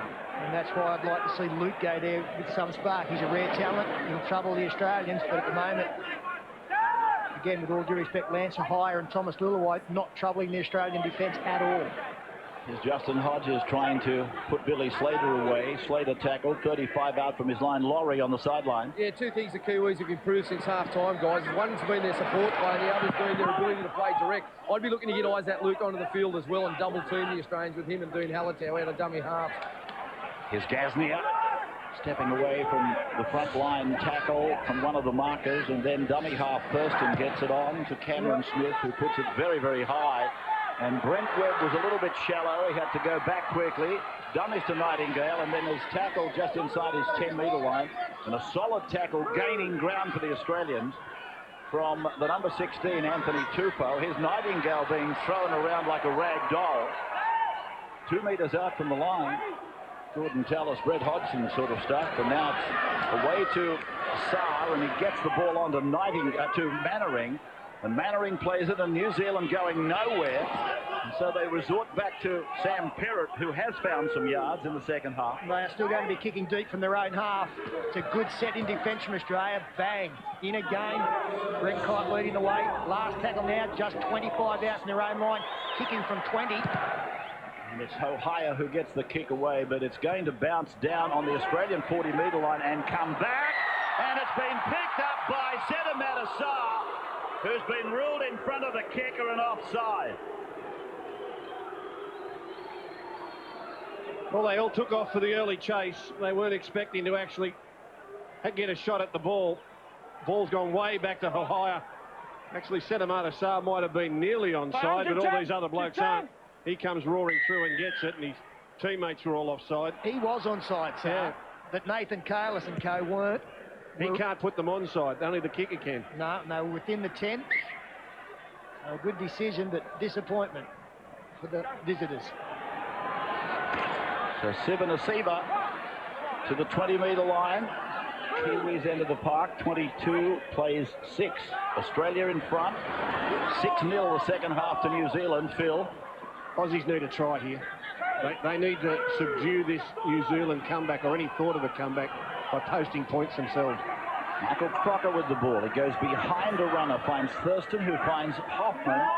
Sivanasiva's not well in back play, although he's jogging over to get involved again. Smith gets it back. Kiter's with it. Thurston now.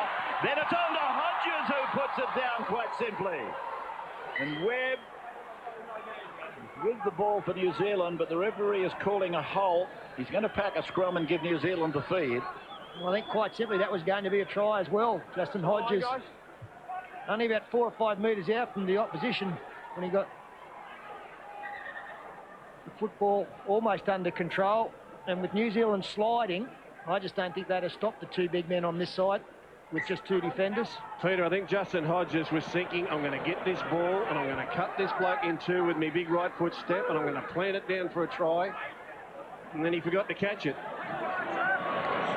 This is Polongo. Just outside the 20-metre line. Almost an hour of the game gone. Well, it sounded good up to the drop ball. Up to the drop ball. Just forgot to catch the ball. Now Nightingale. Getting away from Greg Bird's high tackle, and Michael Crocker it was with Cameron Smith who made the tackle. Now Nathan Kalis. He won't be back tonight. The captain, Roy Asatasi, has got concussion.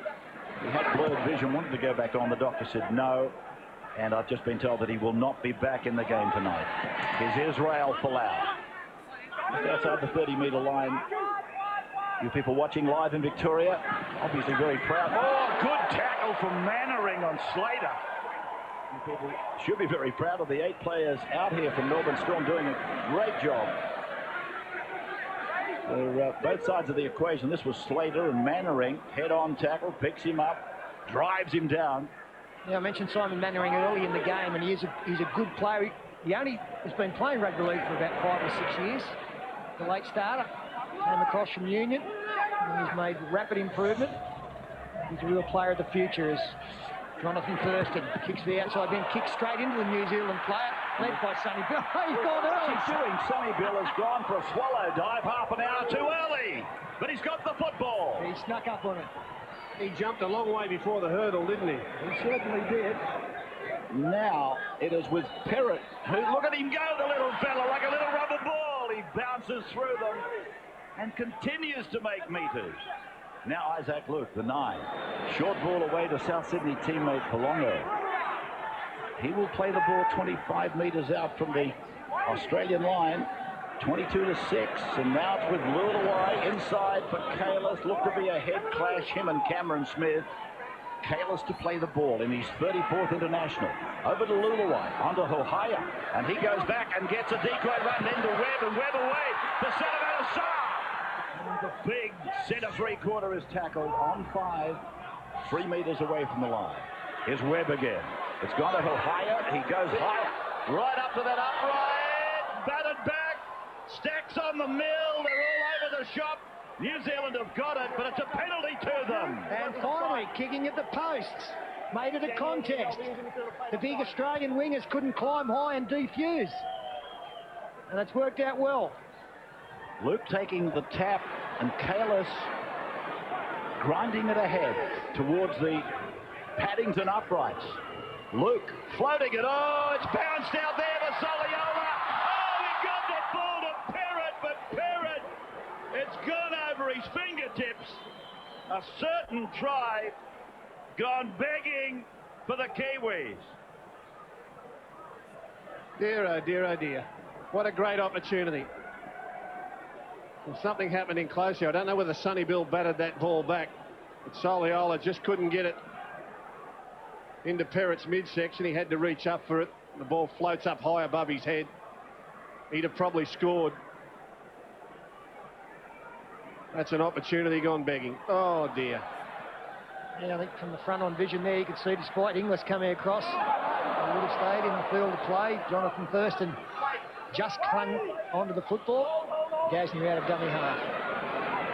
And the rate of possession, I looked at it about 10 from half-time. New Zealand were down to 45% of that possession, and now they're up to 54%. So there's been quite a swing, and it's been reflected on the scoreboard and on the performance of territory as well. His Bird, and Greg, he throws the pass and it went backwards, and then he got it back in again, and the referee signifies to play on as Thurston kicks on the last. Webb going across with Perrott. Here's Perrott. He's proved dangerous in the second half. In fact, he's proved very good. He plays the ball, no markers at all for Australia. Webb's out to the 40-metre line. The Kiwis with Thomas Lulawai using Sonny Bill again. He's up to the halfway line. New Zealand somehow have got to be able to get Sonny Bill to pass to Sonny Bill. They look like the two most dangerous players on the field at the moment. The Williams brothers. Palongo. He will play the ball. 5 metres into Australian territory. Here's Hallertau. Wisely left out there by Stephen Koenig and Wayne Bennett with Isaac Luke, the 9, now out there, of course. And here's Lulawai putting a kick in down, but straight down the throat of Greg Inglis. Not a good pass time. Well, if you look at that from the high shot again, he had an opportunity to run that ball, or at least threaten to, before just simply kicking it to the Australian player. Watch when he runs the ball. Inglis has already gone back. He's got players on his outside. Now, a halfback can make use of that 4-on-3 if he looks up and has a look at the line. You could have even snuck a kick across shallow behind the Australian line for his outside men. Kurt Gidley out there for the Aussies now as Michael Crocker offloads to the man I'm talking about, Gidley. His first touch, and they didn't miss him. The bench they've got, Australia, Gidley, Mason, Tupou and Webb, and they've only just used the services of Gidley. One of our most talented players. Here's Gasnier, 29 metres away from the Kiwi line. Spirited second half from the Kiwis. Cross kick by Thurston. Pinpoint accuracy. Hodges for Lau and Israel. He will score. Oh, they don't do things in half measures. He wants to have a look. Israel got 2 in Wellington. And he's picked up one here tonight. There might be a sense of offside. I don't think so. Well, Thomas Lulawai didn't see it down the other end, but Jonathan Thurston did. They're onside. That's not a problem. It is a deliberate kick for his outside chasers, just like the first one of the night landed on the chest and eventually came back from over the dead ball line. This one hit on the chest. It stuck and very unselfishly offloaded to Israel Folau. Now 4 tries in 2 tests. I don't think the sky's big enough. Maybe more like the stratosphere or the universe could be the limit for this young man. So there it is. Try awarded to Australia.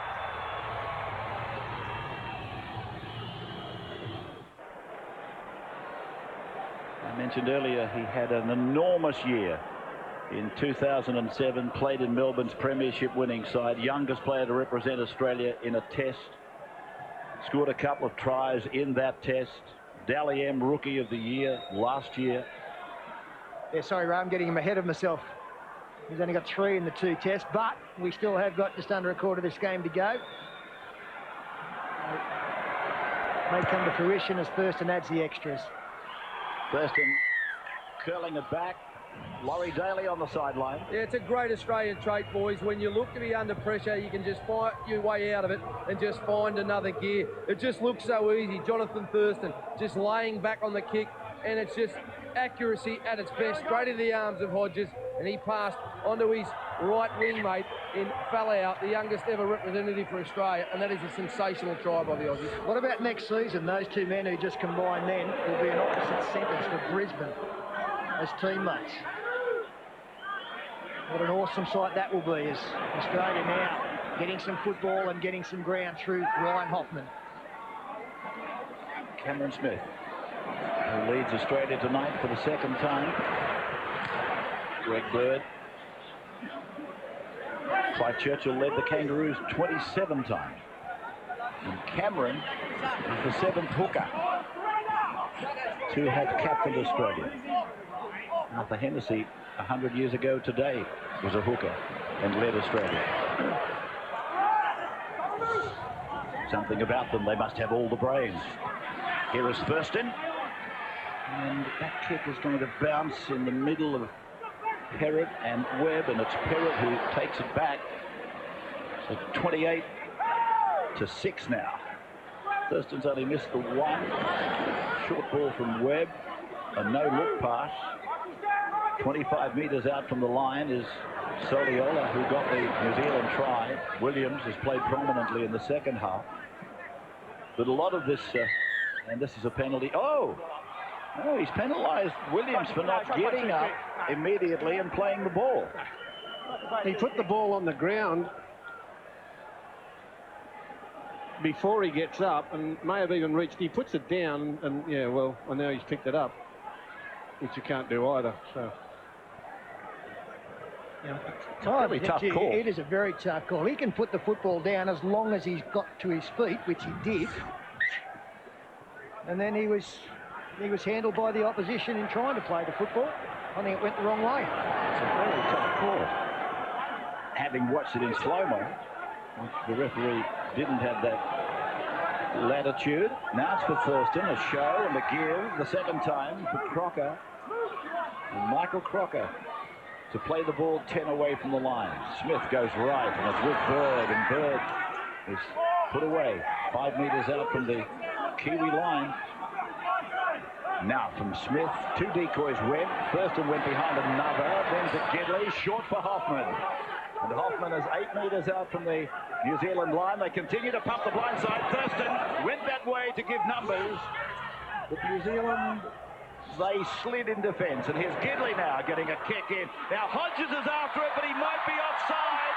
And he loses the ball when trying to ground it. It's now simply academic. Was he onside or not? And it doesn't really matter. New Zealand will come up with it. Yeah, I think he was offside.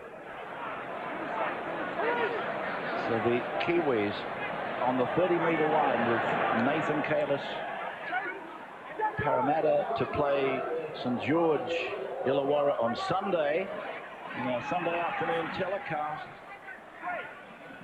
And that should be a tremendous game of football on Sunday. Eels versus Dragons. You'll see that at 4 o'clock, and you'll see at 3:30 the tribute to Jack Gibson, the super coach, who passed away tonight at 6:30, repeating for the benefit of those that might have missed it earlier tonight. Jack Gibson at 79 years of age, dying 1.5 hours before this historic match kicked off. Ohio puts it high, Palau goes higher, and then he beats Swan and put down 30 metres up. I'm reminded, you know, with the passing of Jack, that Frank Hyde, the great commentator, he died in grand final week last year. I don't know what you read into that. But again, to the Gibson family, our condolences. And to Jack, thanks for the memories. Webb played on the 40-metre line for Cam Smith to make a good run down to the 20-metre line. The lad from Logan, now it's away from Slater to Thurston to go across. Oh, gee, Mark Gasnier's in front of the kicker. Now, if he gets involved, well, he's involved. And it's gone back for Bird, and Bird away for Inglis, and he pushes and shoves, and they should pick him up and put him over the sideline. Just watch Greg Inglis here. He goes up for the initial kick, gets pushed over the sideline, does a pirouette, runs back into the field to play, and they pass him the ball straight away. It was quite comical. Just inside the 10-metre line now, back on the New Zealand end of the ground. It's Perrott. Not much of him. He's tough, he's fast, he's elusive. Isaac Luke, and that's a high shot. Brings a penalty for the team in black. Yeah, Sammy Perrott, he's actually playing out of position on the wing. He's been more accustomed to playing fullback and centre these days. Sedamata Sarr. This is Inglis. Watch Inglis over here in the corner. He gets it, he gets knocked down, he's out of the field of play. So up he gets, jumps back onto the wing, whoop, whoop, and now he's ready to go again. So the Kiwis with 9 minutes of the Bundaberg Centenary Test. 9 minutes to put some more respectability on the scoreboard. Their second half has been just that, respectable. Luke goes out. The 14 is Jeremy Smith, and he gets a shunt away from one of the Australians. 11 metres out from the Australian line. Luke, now higher. Then Sonny Bill, a spin, and then a flick, and it's back for Soliola. And now, or from Sedamata Sarr it was, and back it goes to Luke. And Luke steps and then gets it away. And Sedamata Sarr again involved.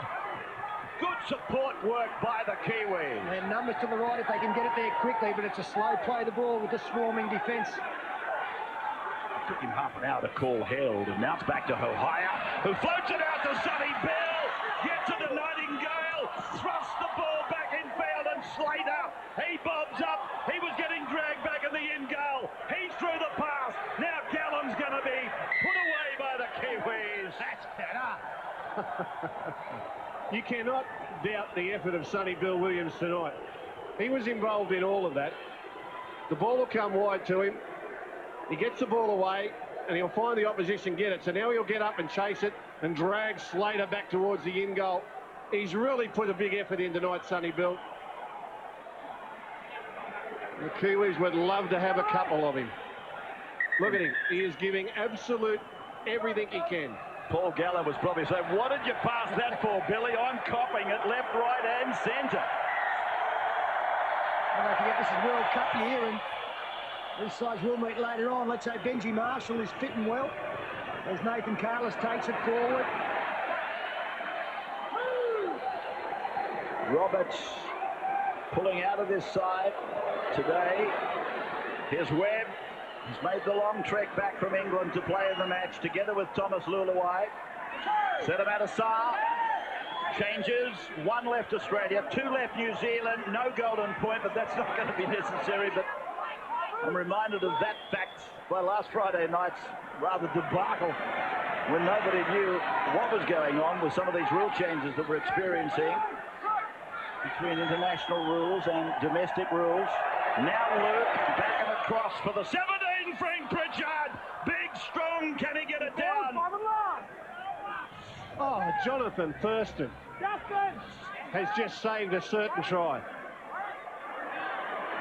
So from Luke, Ohio, Thomas Luluai, he was there.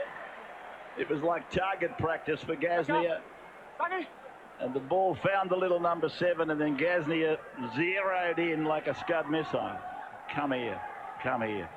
The strength on Thurston on big Frank Pritchard. Was never going to let go of the ball. He actually got over the line. Once he had hold of the ball, he wouldn't let it go and drove him back into the field of play. You're watching exclusive coverage of the test match, the Bundaberg Centenary Test match. You're watching it as well live in Victoria, in Melbourne. And again, it's great to have you people with us live. You'll see also live the Origin series. And Origin 1, of course, just a few weeks away. Not even that. New South Wales, Queensland, from Sydney's Olympic Stadium, the ANZ Stadium, on Wednesday the 21st of May. First of 3. Nightingale, and in a touch. A legitimate tackle. That's been a pretty tough initiation for Jason Nightingale tonight. They've peppered him fairly regularly throughout the course of this match. Not much he could do here. Willing the ball to go out. Had to play at it. And was an easy target for Justin Hodges. Well, the crowd tonight, it's pleasing. 34,571. Sydney's biggest test crowd since 1992. And all we could hear about and read about was how it was going to be a crowd of about 20, maybe 25,000. They've done 34,500, and that's excellent. The capacity here at the moment, 38,000. Gidley goes down the left side and tries to break free. He'll play the ball 2 meters out to Gaznia. Back it comes to Bird. Slater ran a decoy, if you could call it that, and Bird will play the ball. Cameron Smith, the dummy half. Now for Paul Gallen. Goes back and it looked forward to Carl Webb, but Webb will play the ball. Cam Smith, a dummy half. Now it comes away to Big Willie. Passes. Out it goes to Bird, and Bird to Gaznia. Gaznia looking for number 3. Leaves the ball in the field of play. And it'll go back to the restart to the 10-metre line, 20 metres in for a scrum. Well, granted, Australia didn't have a lot of football for much of the second half. And I think they did take their foot off the accelerator for some period of time. But at 28-6, the scoreline does tell us that it's been 6-all since the 22nd minute. At least New Zealand will take something out of this game. I think Australia will probably be a little bit disappointed that they didn't go on with it. As I say, they didn't have a lot of football to do so. Well, played by Perrott. I've got to say these two wingers, Nightingale on debut, and Perrott's only played, I think, 1 or 2 test matches. Had very strong games. Here's Williams, an outstanding second half. And it's to be hoped that Stephen Kearney and Wayne Bennett, given very much this team, with a couple of additions, obvious additions, but that young man, Stephen Kearney, Stephen Kearney, whichever he prefers, now that they've got this lot together, I know they were humbled early, but they've been respectable in the second half. And Hohaya Gets a shot away, down to Slater. Outside the 20-metre line. He's looking for Folau to come round him. He comes to Adam Blair, and they go up. And they get Slater running crabwise. Nathan Kalis slammed one into him. Now Folau. Back for Inglis. Greg Inglis. Churchill medalist. 25 metres out from his own line for Michael Crocker. And Crocker looking to unload. He puts it down. Advantage New Zealand for Nightingale. 20 away. 10 in from touch. Inside the final two. Ohio's pass for Blair. Blair to play the ball to Luke. It goes over then to Lulawai. Short for Williams. Opposite back for Lulawai. Gives up for Luke. And Isaac Luke will play the ball. 9 away from the line in the dying seconds of this game. 28, play 6. Ohio inside ball for Jeremy Smith. He'll play it 5 metres out from the line. Penalty. Penalty to New Zealand, and that's against the Australian defence of Mason for interfering with the man endeavouring to play the ball. Now for Kalis, and a buffeting for him from Carl Webb and Michael Crocker. Paul Gallen swept away by Luke.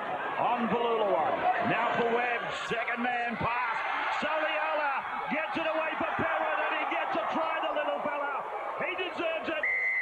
Marvellous second half, Sam Perrin, and he gets a try. Good work, Williams. Good work from Soliola again. They've been strong down that right side in the second half. Well, here we are with 40 seconds from full time. There'll be no more play. Australia lead 28-10, and Sonny Bill Williams, in my opinion, has probably been the best player on the field. Nice try here to finish the game off by the Kiwis. They've shown a little bit of a liking for this right-hand side of the field tonight. Soliola and Perrott haven't always got the passing right, but on this occasion they do, and they're able to muscle their way in. And I guess something out of the second half for the Kiwis to take into their preparation for the World Cup at the end of the year. They were pretty ordinary in the first half, no doubt about that, embarrassing even, but you can see from the huddle there, they're very happy with their second half work, and that gives Stephen Kearney and Wayne Bennett something to work on in the coming months.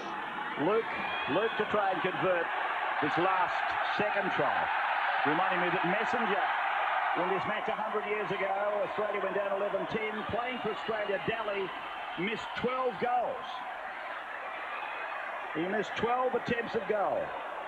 Now, you can imagine there is some hooting and hollering because we have another player out there at the moment.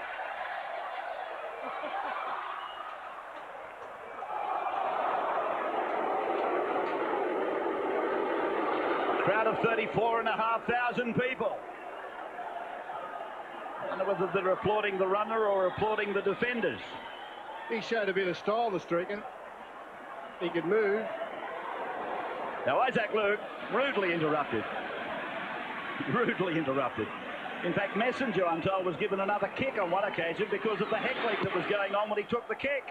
Here's Isaac Luke from the touchline, and the little rabbit converts Perrett's try, taking us to a 28-12 victory for Australia in the Bundaberg Centenary Test. And the bloke that had the 100,000 on with TAB Sportsbet, you've won yourself for every dollar 18 cents, and you never really had any palpitations. Biggest night that the TAB has had was turned over on this test match tonight. Biggest night this season, I should say. Repeating, Australia victorious over the Kiwis by 5 tries to 1.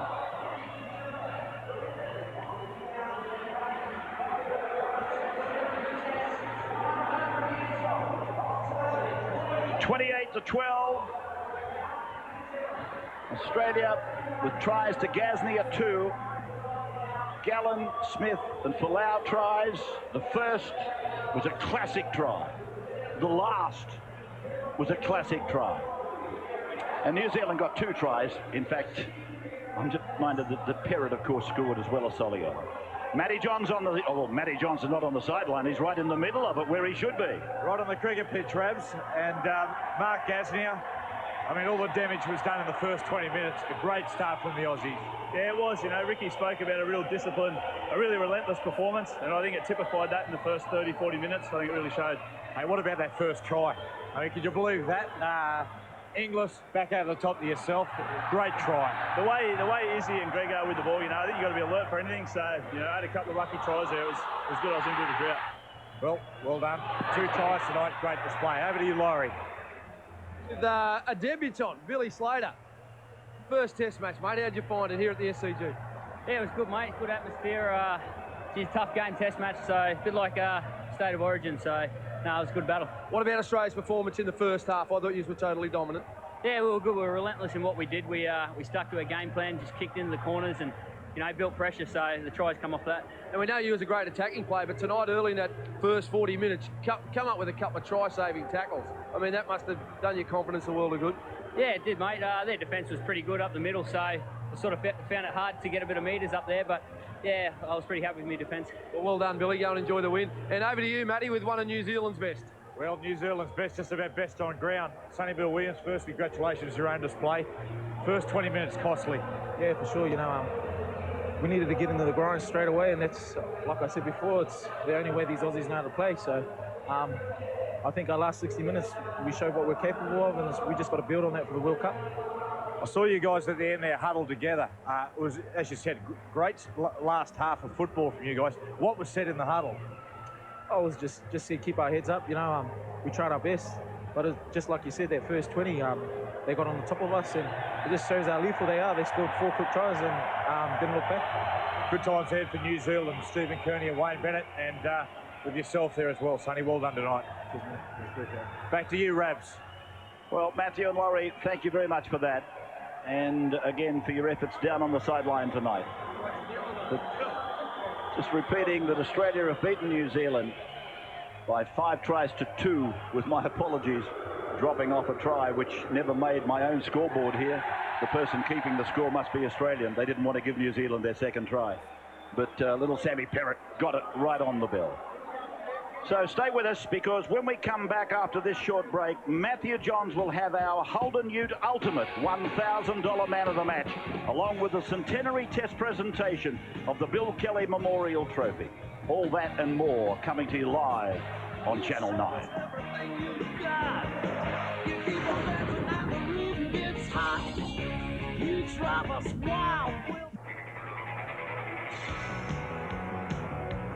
Welcome back to the Sydney Cricket Ground, where Australia has defeated New Zealand by 28 points to 12 in front of a crowd of 34,500 people, the biggest test crowd in Sydney since 1992. Well, the presentation of the trophy and the medallions is about to be made. Let me take you down to the MC for tonight, Steve Allen. Ladies and gentlemen, good evening, and welcome to the official presentation of the Bundaberg Rum Centenary Test match and the presentation of the Bill Kelly Memorial Trophy. Well, a historic night here at the SCG. 100 years to the day since a test match was played, a trans-Tasman test, and Australia defeating New Zealand tonight, 28 points to 12. In the end, it was 5 tries to 2. Our official party on stage tonight, Colin Love, the chairman of the ARL, Ray Happenden, the executive chairman of the New Zealand Rugby League, and John Green joining us as well from Bundaberg Distilling Company, the chairman. Well, ladies and gentlemen, what a night here with the Kangaroos winners 28 points to 12. And firstly, I'd like to call upon the referees and match officials to the stage to receive their commemorative medals from our official party. Referee Ashley Klein from Great Britain, ladies and gentlemen. The sideline officials, Leon Williamson and Steve Chitty. Well done to our match officials in the Bundaberg Rum Centenary Test.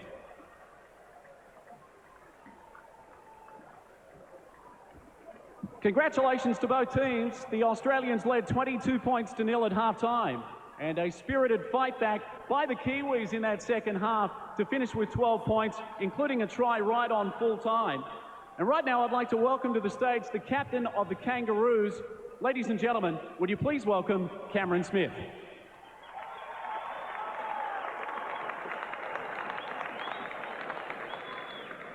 Cameron will receive the Bill Kelly Memorial Trophy from John Green from Bundaberg Rum. Cameron, congratulations. A really special build-up to this Centenary Test match. You received the jumpers from the Centenary Test team earlier this week, and an outstanding performance by your team tonight. Yeah, thanks very much. First, I'd like to thank John and Bundaberg Rum for sponsoring the test.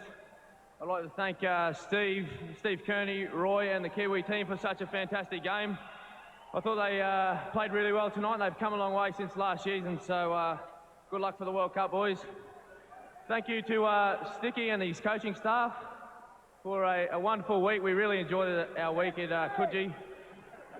And to the boys, really is a proud moment to be out here tonight in the SCG. 100 years from the first test in the original colours, so we'll remember this forever. Thanks very much. Well done to Cameron Smith, who gets the Bill Kelly Memorial Trophy. And ladies and gentlemen, there's very special medallions. We'll call the team on stage from 1 to 17. We'll start with a man who made his debut at fullback tonight. He's been in scintillating form, Billy Slater. This next player, ladies and gentlemen, was the Clive Churchill Medal winner last year, Greg Inglis, who played on the wing tonight and set up the first try. Number 3, ladies and gentlemen, scored 2 tries tonight, the great Mark Gasnier. And of course tonight playing in front of his uncle Reg, who was part of the Centenary team. Number 4, Justin Hodges. Number 5 scored a try tonight, Israel Folau. The 5'8", ladies and gentlemen, Greg Bird. Well, this next player was under an injury cloud all week, but took his place in the team, had an outstanding game, Jonathan Thurston. The front row forward from the Manly Sea Eagles, Brent Kite. The captain also receives his medallion, that is Cameron Smith, who also scored a try tonight. Petro Sivanasiva, in his 31st Test match, takes the stage. Behind him is a man who made his debut and scored a try tonight, ladies and gentlemen, Paul Gallen. The second rower, Ryan Hoffman. A late inclusion in the team, Michael Crocker. The super sub from Newcastle, Kurt Gidley, number 14. The Clive Churchill medalist from 2004 on stage, Willie Mason. Anthony Tupu there as well. And a man who made his debut tonight, big round of applause for big Carl Webb. And last but certainly not least, ladies and gentlemen, he played 9 times for Australia, the coach of the Kangaroos, the great Ricky Stewart. Well, thanks again, ladies and gentlemen, to our official party. We'd like to thank Colin Love, also Ray Hathenden and John Green from Bundaberg Rum, wonderful sponsors of Rugby League. Thanks to our officials. And right now, the Kangaroos will embark on their lap of honour with the Bill Kelly Memorial Trophy. We hope you've enjoyed the night. The Bundaberg Rum Centenary Test match here at the SCG. Yeah, we've still got more to come on the telecast, however, and that will, of course, involve Peter Sterling and the panel, and they'll bring you news from the dressing rooms and what have you, because we must remember that there's a round of rugby league to happen over the weekend, and some very important decisions are to be made whether players will play or won't play in their respective club sides over the weekend. Of course, the match that we're involved in mainly is the St George Illawarra Parramatta game on Sunday, but I wish all of you fans the thought that your player will be back to play for your club over this weekend. So what looked as though it was going to be a long night and a sad night for New Zealand, like it was in Wellington in October last year. At 22-0, they've won the second half, and the final score 28-12. 28-12 the final score. 5 tries to 2 in favour of Australia, who are about to do the lap of honour. We haven't had the man of the match as yet. We haven't forgotten that. It was judged by the Australian selectors, and Matthew Johns is now with the player chosen by the Australian selection panel. Matthew? Yes, the Rabs, a Holden Ute Ultimate $1,000 man of the match goes to Cameron Smith, and the skipper tonight. Cameron, what do you think of the display, mate? Mate, I thought it was a very tough effort by the boys. Obviously got away to a good start, but had to defend our line there, I think, about 3 or 4 times in a row. So I guess that set up the match for us. Now, what about, a bit of disrupted week a little bit towards the end, particularly with Thurston and Cooper coming into camp. When did he Willie, when did he declare himself fit? Was it basically, was he still in doubt during the warm-up? Well, he was pretty confident yesterday, Matty, and then, he's sort of 50-50, but, once he had the fitness test this afternoon, he was pretty sweet. So, Thursday was a pretty tough bloke, and, I thought he played well tonight. Mate, the Kiwis in the second half, they were a handful. Sonny Bill Williams. They really were, mate. I thought they were coached very well by Steve and Wayne Bennett. You just see they were a totally different outfit from last year and play with a lot of skill. So I think they're going to be pretty tough come World Cup time. Well, congratulations tonight, Skipper, and $1,000 coming away from Holden. You don't need it anyway, mate, do you? Thanks, mate. Thanks, Matty, and thanks, Holden. Well done. Back to you, boys. Matthew Johns, thank you again. And to Cameron Smith, congratulations. Man of the match, as voted by his peers, the Australian selection panel. Well, we'll take a break, then we'll come back, and it'll be more with Peter Sterling and the panel. News from both the dressing rooms, all of the important injury updates, plus some news on Origin 1, plus, of course, the Bundy big plays. That's still to come, live on Channel 9. It's back, and Sunday mornings will never be the same. And I have to say, I'm thrilled that Wide World of Sports is back. Tune in from 9:30 to 11 every Sunday when we're joined by the biggest names in sport. If the stars are talking, they're talking to Wide World of Sports.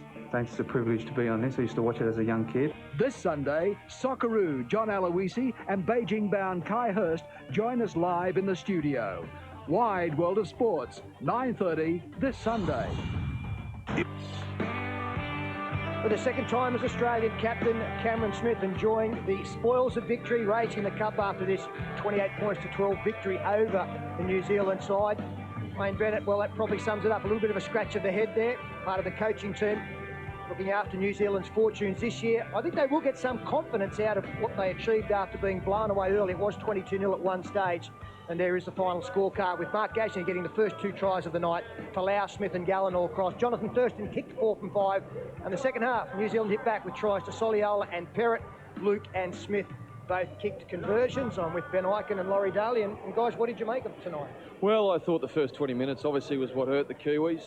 Their lack of ability to get into the grind early hurt them at the back end of the game. I think going forward, what they really need to find is some consistency around the key positions. The hooker, I think ANZAC Luke's fantastic, but the 6 and the 7 really weren't outstanding tonight. Brett Wen was great, but I think they can get Benji Marshall back on the field, perhaps find a number 7 that's going to get them around the park and get the ball to those great players on the fringe. They're going to look a hell of a lot more dangerous. Yeah, I thought it was a dominant display by Australia in the first 20 minutes. I thought the game just went with who had majority of possession. That's when the points come. I think that the New Zealanders can prove a great deal. I think, like you, Ben, I think that they've got to get settled in their halves combination. I'd nearly look at playing ANZAC Luke as a 7 for the Kiwi side. He and Benji Marshall, what a dynamic pairing that would be. Of course, come World Cup time, there will be probably an influx of English players into this New Zealand side as well. I think they will get a lot better. Now, the injury news coming out of the sheds, there were plenty of bumps and bruises. Obviously, the most serious was Roy Asatasi. He didn't play a lot of game time tonight. He has a bout of concussion. They'll assess him tomorrow, but he would be very, very doubtful about playing this weekend. Now, Bundy big plays of the second half tries. It was 22-0 at the half-time break. And New Zealand, as they needed to do, struck early in the second half. A pretty good try down the short side. Yeah, they found some success going down Australia's left edge tonight. And I thought Soliola and Perrott in particular were outstanding tonight. They received plenty of ball along with Sonny Bill Williams. They got away. They needed to be first to score, and it just lifted their confidence. Well, that made it 22-6, and it took a little while, but Australia hit back. That was superb, man. Oh, it was. As you said a set before, New Zealand couldn't do it, but Jonathan Thurston put it on a 10-cent piece there. And to finish the game, Sam Perrott will cross into the corner. I think he deserved this try. He was great at the dummy half after making 2 errors early, really fought his way back into the contest and proved to be one of New Zealand's best.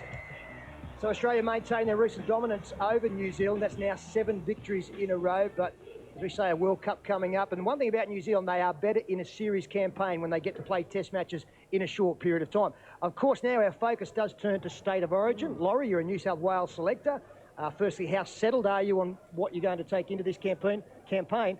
And how scared are you of that Australian backline now becoming the Queensland backline pretty much in total? Look, in our minds, we've got a settled combination. I spoke to Craig Bellamy this morning along with the other selectors, and we hopefully the players will get through this weekend who we've got in mind for that 17. We think we can pick a strong squad to take on Queensland. Of course, we haven't won the last 2 series, but we're confident we can get the job done. You look at this Australian backline, which is probably going to be the Australian backline, take out Mark Gasnier and Greg Bird, and it's pretty daunting. But these players will be up for the challenge. I think they're all looking forward to playing with Craig Bellamy, and that's exciting in itself. All right, a decent start to your coaching career with Country against City. You're now selected for New South Wales. We're facing 3 straight losses. Get it right, okay? No pressure, Pete. Get it wrong. Get it wrong. Now, of course, joy tonight with the Australian victory, but a big tinge of sadness tonight with the passing of the great man, Jack Gibson. 3:30 this afternoon, on Sunday afternoon, there will be a tribute on the Wide World of Sports to the man who changed the face of rugby league in so many ways and has influenced so many people in so many ways involved in rugby league. Again, we send our condolences to Judy and family, but don't miss that tribute. 3:30 Sunday afternoon. That will lead us into the Eels, one of his old sides, up against the Dragons, who we also spent time with as well. You'll see that from 4 o'clock. Thanks for your coming tonight. Good victory from the Australians tonight, 28 points to 12. I'd like to thank Ben Eichen and Laurie Daly also. But until next time, on behalf of the entire Wide World of Sports Rugby League team from the Sydney Cricket Ground, we wish you a very good night.